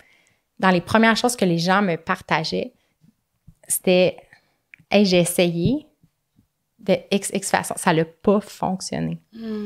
Puis c'était pas juste ça n'a pas fonctionné, je passe à autre chose, puis ça fait mal. Je repense à cette relation-là, puis j'ai de la peine, puis on se parle plus. Puis en général, moi, je sais pas toi, comment les témoignages que tu as eus, mais beaucoup d'histoires que j'ai eues, c'est ce que j'ai vécu, c'est pas comme des engueulades, puis on se lance des affaires, puis on se crie par la tête puis on se dit tout ce qu'on pense, c'est dans les non-dits. Il y a une espèce de genre tension qui monte, puis tu sais, le sentiment de « Hey, on était full amis, là, on n'est plus amis. » Puis là, tu projettes. T'es comme « Je pense que c'est pour ça, pour telle raison. » Puis là, il est arrivé ça, puis il a dû penser ça, puis moi, j'ai fait. Puis là, tu répètes en l'eau on essaie de faire du sens, hein? L'humain veut faire du sens. On en cherche, mais tout seul.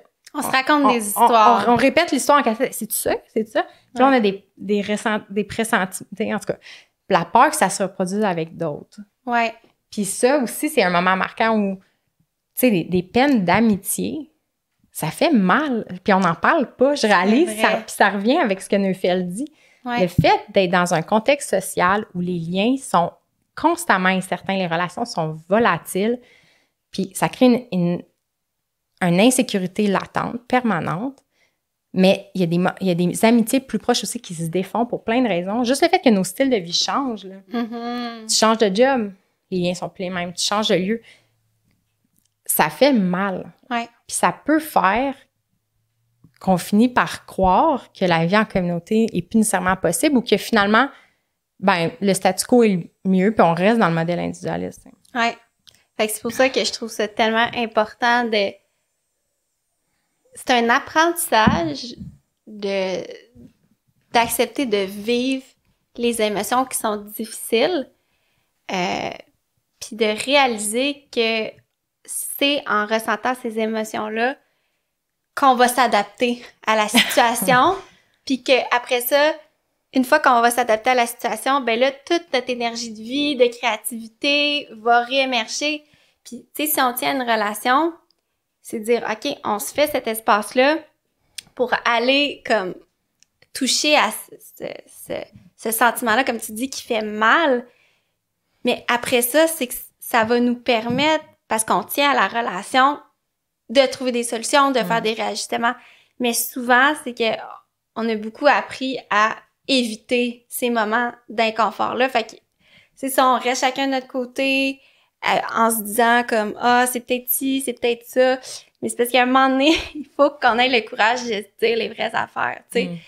Puis, moi, je pense que c'est un des trucs vraiment importants. J'ai lu un livre récemment qui s'appelle « Radical Honesty ». Puis, c'est de réaliser à quel point notre vie est parsemée de petits mensonges, tu sais. Autant des mensonges qu'on se dit envers nous-mêmes, mais envers aussi ceux qu'on aime. Puis c'est souvent, tu sais, pour éviter de ressentir des choses qui sont difficiles. Mais j'aimais ça parce que l'auteur, il disait, la vérité, c'est des points de repère excessivement essentiels pour avancer. Si tu vis une expérience avec quelqu'un puis elle te dit pas ce qu'elle ressent pour vrai, ben tu peux pas avancer parce que tu comprendras jamais l'être humain, justement, qu'est-ce qu'il ressent dans telle ou telle situation. Fait que lui, ce qu'il disait, c'est un devoir de dire la vérité à l'autre. Puis c'est tough, pour vrai. En tout cas, pour moi, personnellement, des fois, c'est vraiment tough de le faire. Mais je commence à réaliser que autant en amitié qu'en amour, qu'en partnership, tu sais, pour créer des projets, des entreprises, si tu mets pas des moments pour te dire ces micro-vérités-là, c'est comme, ça marchera pas. Tu sais, comme tu dis, c'est des non-dits, c'est des tensions, mais c'est ça la maturité émotionnelle aussi. À un moment donné, c'est de réaliser que on va pas en mourir puis que on n'est pas responsable non plus de comment l'autre va recevoir. Tu sais, oui, on fait attention, bien sûr, de la façon qu'on partage les choses, mais il y a une limite à un moment donné de pas infantiliser l'autre puis dire « Hey, cette personne-là, là, est hot, est capable de recevoir qu'est-ce que je vais lui nommer. J'ai confiance en elle qu'elle va être capable puis de passer à travers ça. » Puis si on revient à nos enfants, je pense que c'est la plus belle chose qu'on peut leur offrir, c'est de les entourer d'adultes qui sont dans ce chemin-là d'être vrais, puis d'accueillir ces moments difficiles-là, tu sais. Puis de voir papa, maman qui deal avec leurs émotions puis leurs inconforts, ça ne peut que les aider à réaliser que la vulnérabilité, ça va pas les faire mourir, là, tu sais. Parce que c'est vrai, tu disais l'importance de nommer les choses, d'être honnête.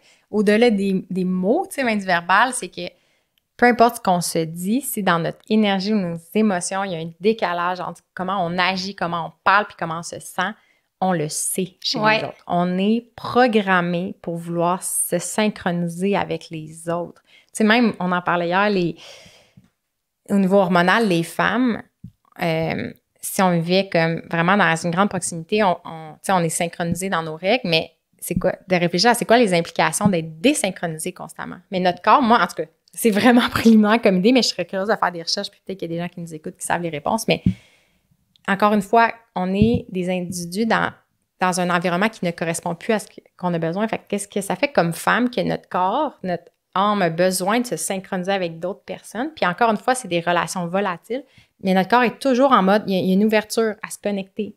Puis il y a toujours un débalancement. J'ai l'impression que ça crée une usure, comme une fatigue perpétuelle où on s'en rend même plus compte parce qu'on n'a rien connu d'autre. Mais tu sais, ça à quoi on peut aspirer, c'est ça qui est particulier, c'est que j'ai l'impression qu'on est à la quête de quelque chose qu'on n'a pas réellement connu. De dire, c'est quoi des relations matures et stables dans le temps? Tu sais, je pense que, tu sais, on parlait tantôt, c'est quoi nos attentes, c'est quoi notre vision, l'importance d'avoir une vision, mais je pense que c'est légitime dans la vie d'avoir des attentes qu'il va y avoir une similitude quand même dans nos journées. Tu sais, je pense que l'humain, c'est ça, il faut à la fois compter sur la stabilité puis l'ancrage, mais aussi être ouvert au changement puis le fait que la vie n'est que mouvement. Mais je pense que c'est normal parce qu'avant, ce qu'on a vécu, c'est comme on essaie dans une communauté de gens, on connaissait tous les visages pour des années devant nous. Ouais. C'est pas anodin. Je pense qu'il faut vraiment réaliser à quel point la société dans laquelle on vit est absolument, comme tu disais, à des années-lumière de ça puis les impacts de ça sur nous. Puis, en fait, on parle des émotions qu'on a ressenties, mais moi, je suis prête à s'attendre à marquer avec moi, d'écrire la scène en question, puis de nommer qu'est-ce qui nous a challengé concrètement dans le moment. L'organisation du terrain d'aventure approche. T'sais. J'incarne le volet design, Elisabeth, le volet humain, fait qu'elle va travailler avec les facilitateurs de jeu pour comme.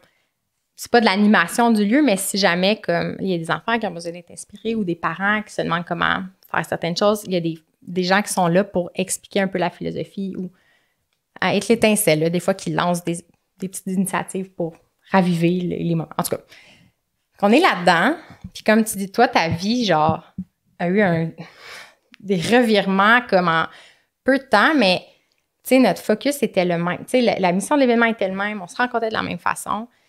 Puis énergétiquement, c'est là qu'il y a eu un peu comme une scission, comme ça s'est divisé. Puis énergétiquement, même si on faisait les heures, j'avais de la misère à le nommer. J'étais là, il me semble qu'Elisabeth est plus présente.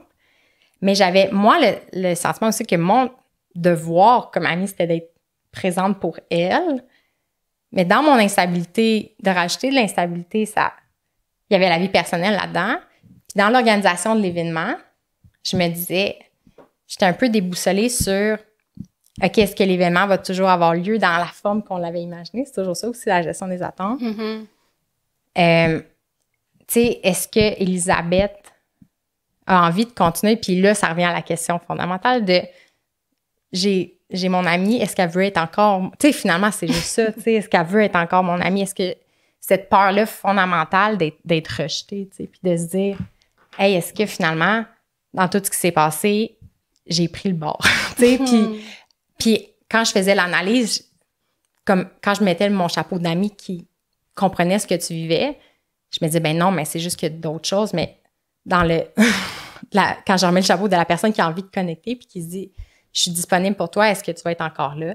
La peur viscérale que les choses changent puis que quelqu'un soit plus dans ta vie pour une raison ou une autre, c'est là que l'insécurité venait. Puis je pense qu'on a eu la discussion, en fait, sur les attentes par rapport au projet. Puis je pense que c'est une discussion que ça a remis en place aussi la perception qu'on a, tu l'as nommé quelques fois, là, la perception qu'on avait de l'autre. Puis moi, la perception que j'avais de Miss Elisabeth, c'est une fille comme tellement fougueuse que la drive, elle personnifiait la personne que pendant longtemps, je pensais que je devais être dans la vie, tu sais. Puis Tu sais, elle avait organisé une journée de conférence comme tellement cool. Tout le monde, comme dans son domaine, la connaissait. Puis je m'étais dit, aïe, si elle décide de plus travailler avec moi, je me disais, hey, c'est parce que moi, j'ai pas assez de valeur. Puis elle va mettre son énergie précieuse sur d'autres choses, tu sais. Fait que moi, c'était ça comme mon interprétation.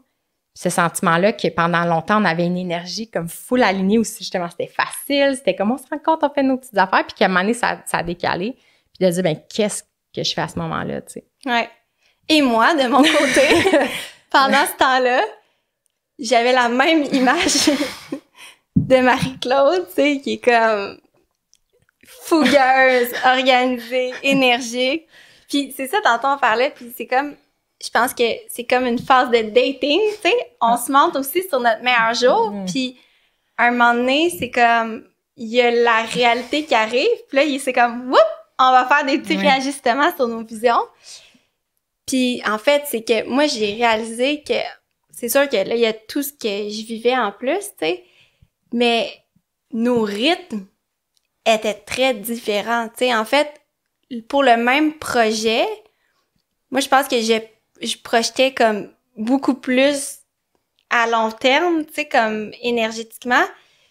Mais Marie-Claude, elle, était comme stable aussi dans son énergie, tandis que moi, je suis plus cyclique, tu sais, comme dans mon énergie. Fait qu'il y a des moments où je suis comme vraiment high, puis là, après ça, j'ai besoin comme de temps de repos, puis ça revient comme ça, tu sais. Mais Marie-Claude avait quelque chose de très yang, de très stable. Puis là, à un moment donné, moi, c'était comme « Ah, mais je suis pas capable de la suivre, mon amie. » Puis là, c'est comme je me sens coupable. Je me sens coupable de pas être capable de la suivre parce qu'en fait, la vérité, c'est que je devrais pouvoir être comme elle. Puis, fait que c'est comme si, ben moi, selon sa vision, je répondais pas aux attentes. Puis moi, de mon côté, puis je pense aussi, donc tu revirais ça vers toi comme si t'étais pas assez ou que c'était trop intense ou que, tu sais, mais tu le revirais vers, tu sais, c'est ça, comme que c'était toi qui était comme default, là.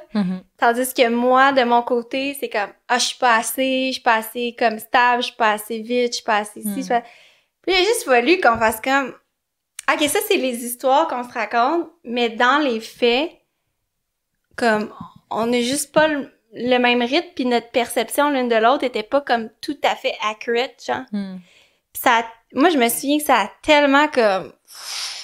tellement relâché quelque chose parce que c'est ça, tu sais, comme tu l'as dit tantôt, à un moment donné, ça crée une espèce de tension que tu comprends pas trop, mais c'est que t'es pogné dans ton histoire.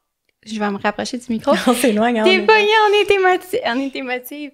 Mais c'est ça, t'es pogné dans ton histoire, puis tu te racontes des ci, des ça. Puis moi, c'était un moment-là où on fait juste ah, c'était ça, toi, que tu vivais. Ok, toi, c'est ça que tu vivais. Puis c'est juste comme, tu sais, c'est pas facile, ça fait mal pareil, mais c'est comme, moi, en tout cas, je me souviens, c'était comme un énorme relâchement aussi d'être vrai, tu sais. Puis parce que je pense que, tu sais, comment tu me voyais, c'est que j'aimerais quand même être ça, tu sais. J'aimerais tout le temps être stable, mais je suis pas ça. Puis si je te veux dans ma vie, il faut que je te montre qui je suis pour vrai, tu sais. Puis il y a la période, tu sais, de deuil, de dire, OK, ben, la personne n'est pas exactement comme que je pensais qu'elle était, mais est-ce que je vais être willing de l'accepter comme ça quand même, tu sais? Puis, tu sais, je pense que cette période-là aussi, dans un monde de surconsommation où que, mais ça fait pas, fait que, ciao! Tu sais, on est beaucoup dans swipe à gauche, swipe à droite, puis en tout cas, j'ai jamais été... Les amitiés, c'est la même affaire. C'est la même chose, tu sais. Fait que là, c'est dire, non, regarde, je vais arrêter de me cacher, là. Je te suis pas. Je suis capable de te suivre, on n'a pas le même rythme. Moi, je suis encore super alignée avec le projet, mais c'est comme, pour moi, le rythme est différent, tu sais. Puis là, c'était juste de comme, OK, c'était ça, en fait. Fait que toute l'histoire que je m'étais racontée, là, c'est pas ça, pas en tout, là. À ce moment-là, je vous souhaite de vivre ça, comme dans vos amitiés, si vous avez ces non-dits-là en ce moment, là, de juste comme, ça prend du courage, là, tu sais. Mais je trouve que ça change les choses. Puis c'est quelque chose qui est à refaire constamment, je pense, tu sais. Ouais. Parce que souvent, ça va arriver comme à un moment de crise. En fait, c'est comme la tension devient tellement grande que, ben, ça revient à l'expression que je dis souvent, avant de crier, la vie murmure. Là, parce que finalement, il y avait eu des murmures longtemps, puis souvent, on intervient quand ça crie, puis c'est correct, on l'apprend, mais de dire comme, est-ce qu'on est capable d'établir des modes de communication où, comme, on s'expose de manière plus graduelle ou constante, puis ça fait que on n'a pas adressé les choses quand c'est insoutenable, tu sais. Puis je pense que c'est ça, de voir la personne pour qui aller. Puis je t'écoutais parler, puis je me dis, tu sais, souvent, c'est vrai, l'histoire, je l'analysais comme, Elisabeth, il y a plein de choses qui ont changé dans sa vie, mais tu me fais voir que même s'il n'y avait pas eu tous ces chamboulements-là, il y a des facettes de toi, puis toi, des facettes de moi qu'on aurait découvert quand même. Ben oui. Puis souvent, les événements extérieurs dans notre vie, les grands bouleversements, font juste révéler des choses qui étaient déjà présentes. Fait que des fois, ça amplifie ou ça accélère. Mais cette découverte-là de l'autre qui aussi nous ramène la lumière sur nos propres inconforts puis nos narratifs intérieurs, c'est inévitable. Inévitable. Mais je pense que s'il y a une grande proximité en peu de temps, ça accélère peut-être la découverte de l'autre. T'sais. Oui, puis j'ajouterais aussi, là, il y a quelque chose d'autre qui me vient. C'est que moi aussi, dans les derniers mois, j'ai beaucoup fait de travail personnel, interne, où je suis allée voir en dedans, tu sais, pour comprendre. Des fois, il y avait comme une drive, tu sais, de changer le monde, faire des grandes choses, nanana. Puis, moi, j'ai réalisé que c'était relié avec une blessure. Puis, une blessure de genre, je suis pas assez. I'm not enough. Puis, fait qu'il faut toujours que j'en fasse plus. Et là, je suis allée faire du travail personnel pour aller détendre ce truc-là en moi. Et donc, il y a une partie de la drive que j'avais qui était connectée à une blessure. Fait que là, une fois que la blessure a été vue, puis qu'elle est détendue, il faut que tu te reconnectes à d'autres choses, tu sais. Fait que il y a ce moment-là aussi que j'ai senti que c'était comme je pense que quand tu fais du cheminement personnel en communauté, le chemin que tu fais à l'intérieur de toi, encore une fois, va aussi impacter ton rythme, ta dynamique. Mais si tu le dis pas à l'autre peut pas le deviner, là, tu sais. Fait que c'est ça aussi, c'est que je me rends compte qu'il y avait du mouvement très extrême en moi qui changeait des grosses affaires. Puis j'avais comme pris pour acquis que tu comprenais ça, mais tu sais, en fait, c'est important que tu comprennes ça, là, parce que moi, je suis en ajustement d'un truc majeur, tu sais. Fait que, ouais, c'est juste pour dire que quand t'es en communauté, tout ce que tu vis dans ton monde intérieur va aussi se répercuter. Puis si on donne pas accès aux autres à notre monde intérieur, ils vont être clueless, ils comprendront pas ce réajustement-là aussi. Mais tu sais, pour ça, faut que tu sois vulnérable, tu sais. Mais pour te sentir à l'aise d'être vulnérable, il faut que tu aies des attachements sécuritaires qui sont stables, tu sais, ça revient à ça. Oui, absolument. Oui, parce que si tu n'as pas d'attachement sécuritaire, la peur, c'est que si je m'expose, je vais me faire rejeter. La relation va se briser. C'est ça la peur, finalement. Ouais. C'est de dire, si j'expose qui je suis réellement, la relation va peut-être se briser. Parce que c'est un pattern qu'on a connu où, c'est en soi, c'est pas une peur inventée à mes yeux. Je réalise que la peur du rejet, c'est pas juste dans notre tête, là, c'est réel, c'est une menace réelle. Puis l'humain, encore une fois, programmé pour vouloir connecter avec les autres. Besoin... je suis en train de lire un livre de David Sanson qui est Our Tribal Future, puis il parle de ce que tu as donné tantôt, le tribe drive, là, l'instinct tribal, en fait. Puis il veut montrer ce qu'il y a de positif là-dedans, puis en fait, comment de notre évolution, c'est inné de vouloir être entouré de personnes, puis que, tu sais, dans la pyramide des besoins de Maslow, c'est pas juste genre, hey, la bouffe, puis respirer en premier, puis boire de l'eau. Ben, respirer, donc, c'est légitime, là, mais, tu sais, c'est comme dans le bas, c'est pas juste boire de l'eau, manger, puis après ça, on monte vers un niveau d'épanouissement plus grand, comme les relations sociales.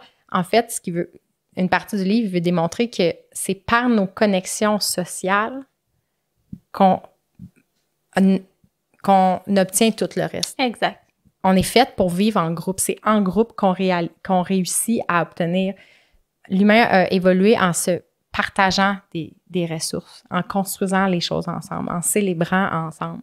Fait que c'est pas juste de dire je vais être un survivaliste dans la forêt, tout ça, je vais avoir plein de compétences, puis mec, j'ai tout maîtrisé ça, je vais, dans toute mon autonomie, mon indépendance et ma maîtrise de moi et de mon temps, aller vers l'autre, puis là, on va s'associer. C'est comme, faut repenser la façon qu'on voit les interactions sociales, puis quand il l'a présenté de cette façon-là, de dire, c'est par la connexion sociale que tu as la sécurité pour obtenir tout le reste, puis que ta résilience augmente parce que tu réalises que tu n'as pas besoin, toi, de tout posséder ou de tout accomplir. C'est ton lien avec les autres, en fait, qui te donne une sécurité financière, émotionnelle, à tous les niveaux. Tu sais, il fait la liste des bienfaits de la connexion humaine. C'est à tous les niveaux, comme tu as un meilleur développement cérébral. Tu sais, comme à tous les niveaux de la vie, tu sais. Et c'est ça que Neufeld aussi, il parle du fait que c'est la grande contradiction, en fait. La grande ironie, c'est que tu as besoin de l'autre, donc tu as besoin de cet attachement-là pour t'épanouir, mais en même temps, ça te rend encore plus vulnérable parce que il y a rien de plus vulnérable que de s'attacher à quelqu'un puis de risquer de le perdre, tu sais. Fait que c'est toujours cette contradiction-là qui fait en sorte qu'on veut aller vers cette chose-là qui est tellement fondamentale, mais en même temps, ça nous fait peur. Puis je pense que culturellement, même, je serais prête à dire, on a des blocages, tu sais, on a des traumas relationnels, tu sais.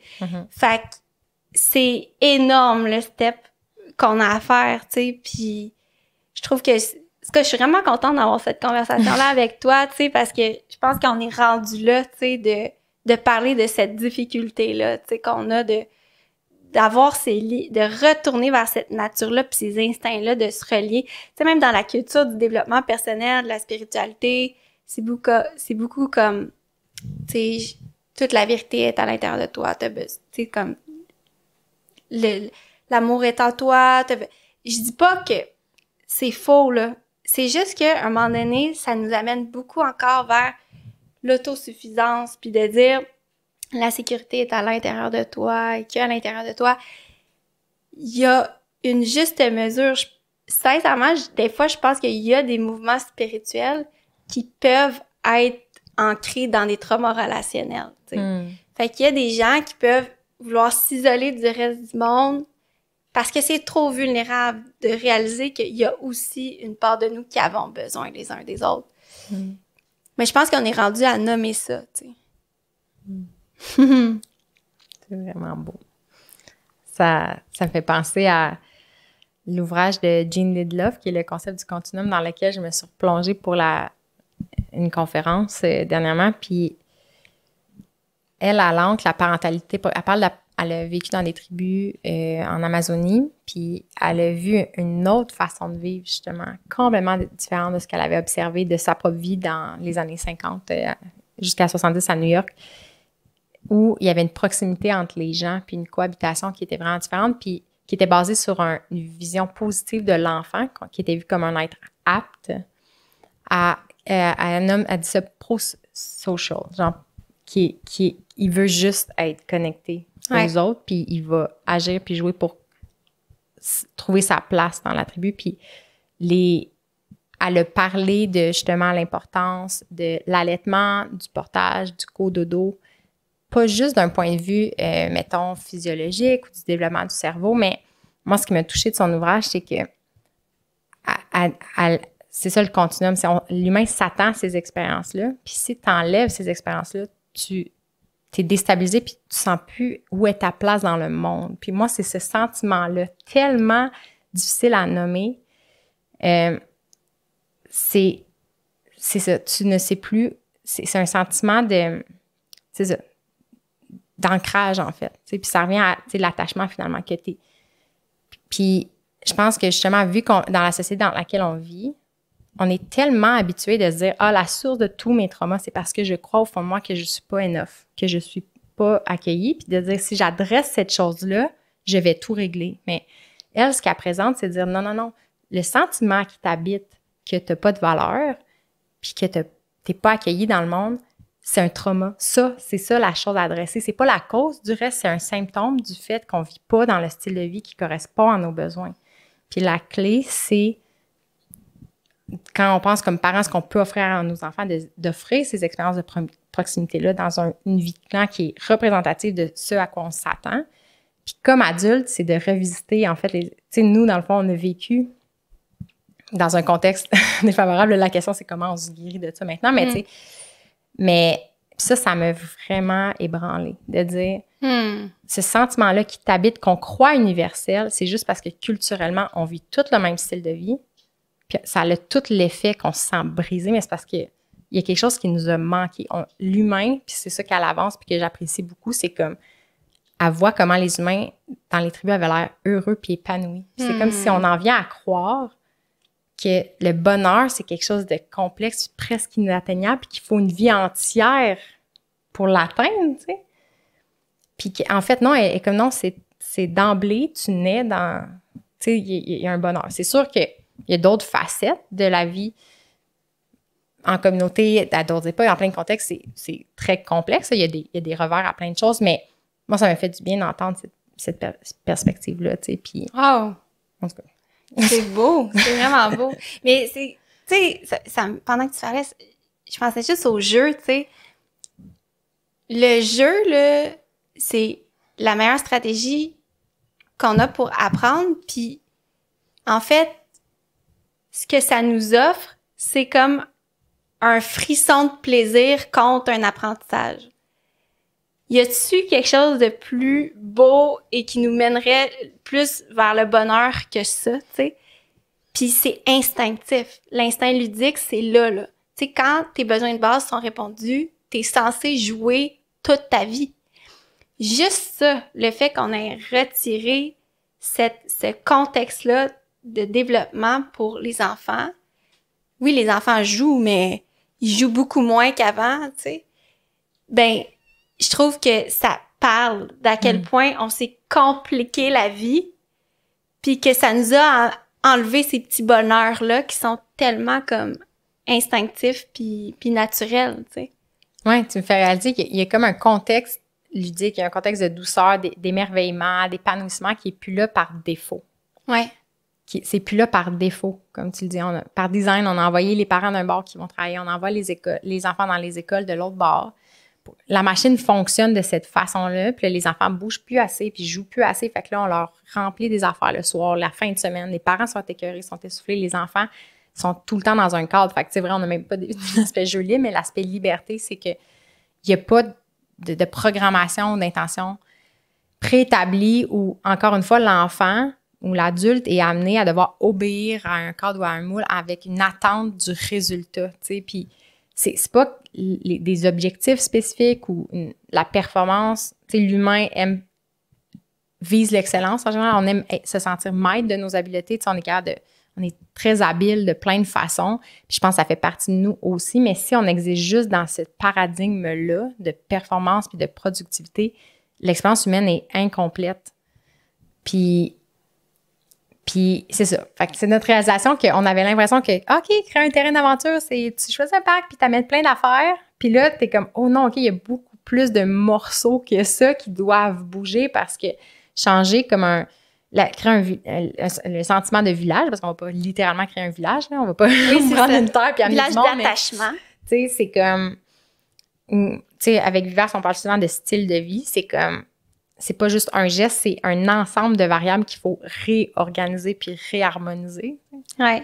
Puis je pense que c'est vraiment ça ma réalisation comme de notre discussion, c'est que jusqu'à maintenant, je pense que dans notre vie, on était dans des activités où on avait 100% le contrôle. Tu sais, c'est comme notre performance scolaire. Oui, des fois, il y a des travaux d'équipe, mais c'est pas représentatif de l'implication que tu as quand tu veux vivre au quotidien avec quelqu'un, tu sais. Puis de dire, aïe, aïe, là, ce projet-là, les variables, c'est d'autres humains. Puis c'est pas comme des objets que tu bouges, puis des numéros que tu déplaces, là. Comme... Absolument. Mais...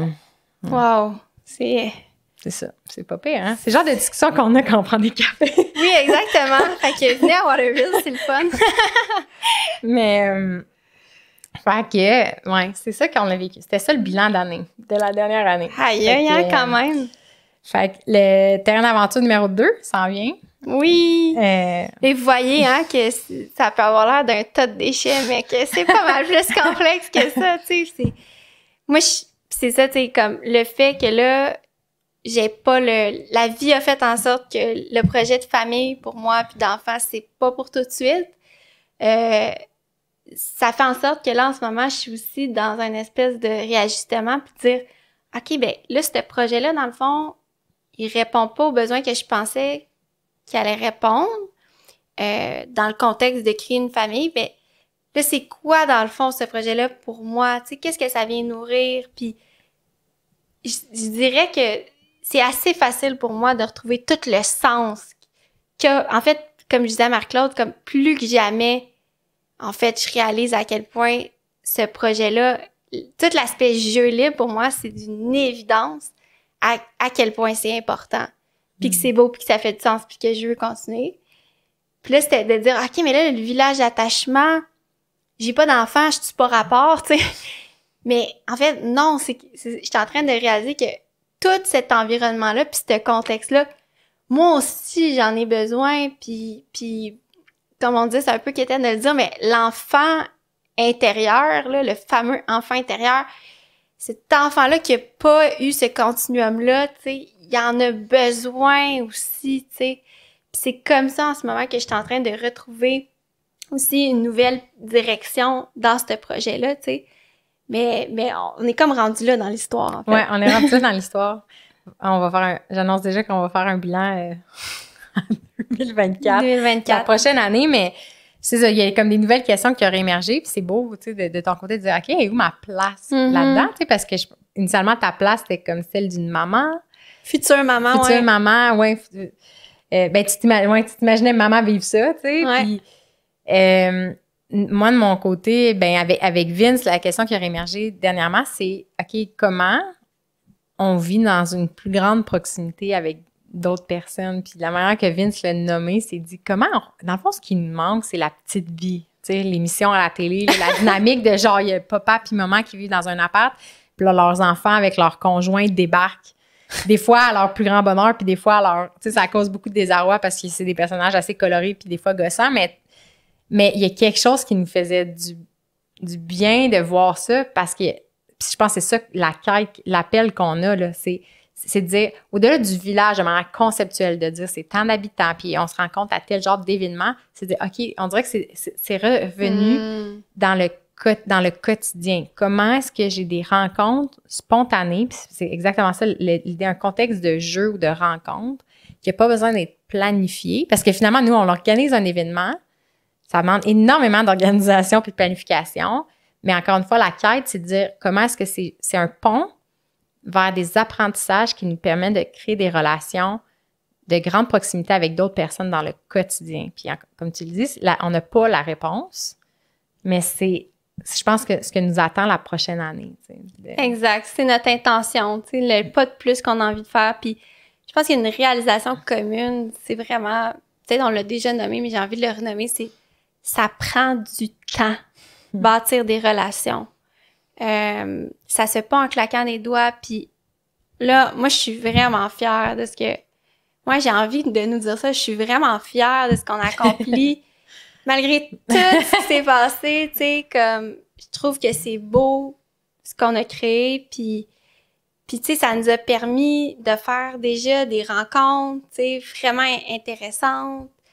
Puis ça... C'est ça qu'on réalisait, c'est qu'au début, on avait l'idée du village, tu sais, comme des mêmes personnes qui se revoient tout le temps, mais que finalement, c'est plus de façon organique, en organisant l'événement, en se voyant dans un café, poup, on rencontrait tel personnage, poup, tel personnage qui nous a introduit à d'autres réseaux, puis tranquillement, notre village se tisse comme ça. Puis là, tu sais, c'est qu'on aimerait ça, le prochain step, c'est de dire, OK, ben là, avec qui dans toute cette belle toile-là, on a envie, tu sais, d'aller plus loin dans notre intimité puis nos relations, tu sais.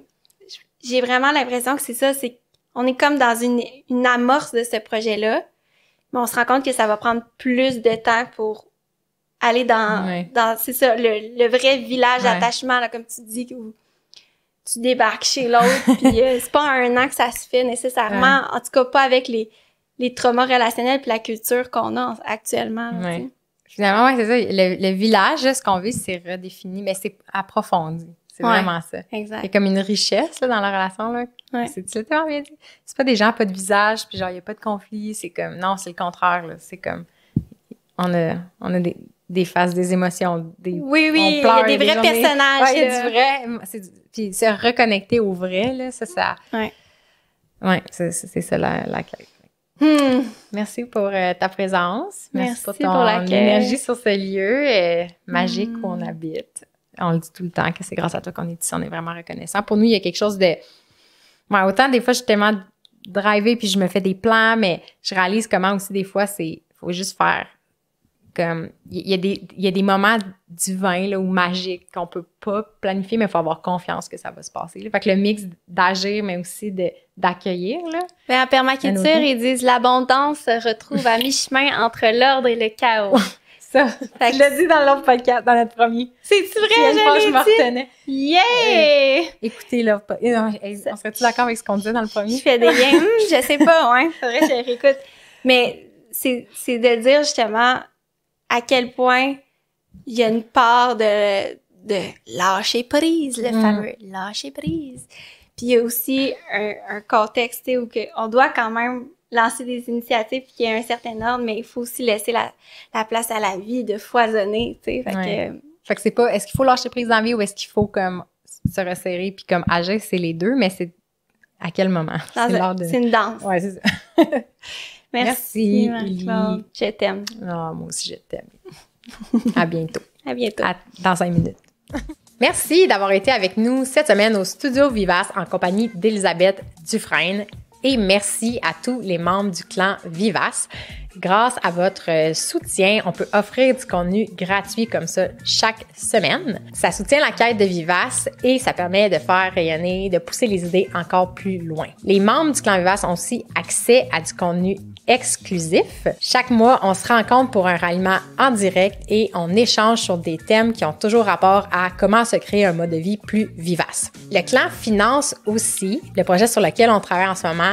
On veut créer une application privée, un espace d'échange pour parler de pratiques alternatives, jugées alternatives, en dehors des médias sociaux conventionnels. Si ça te parle, va à vivace.maison/joindre le clan et abonne-toi. C'est 7 $ par mois, ça donne accès à plein d'autres bonus. Bref, on se voit dans le clan.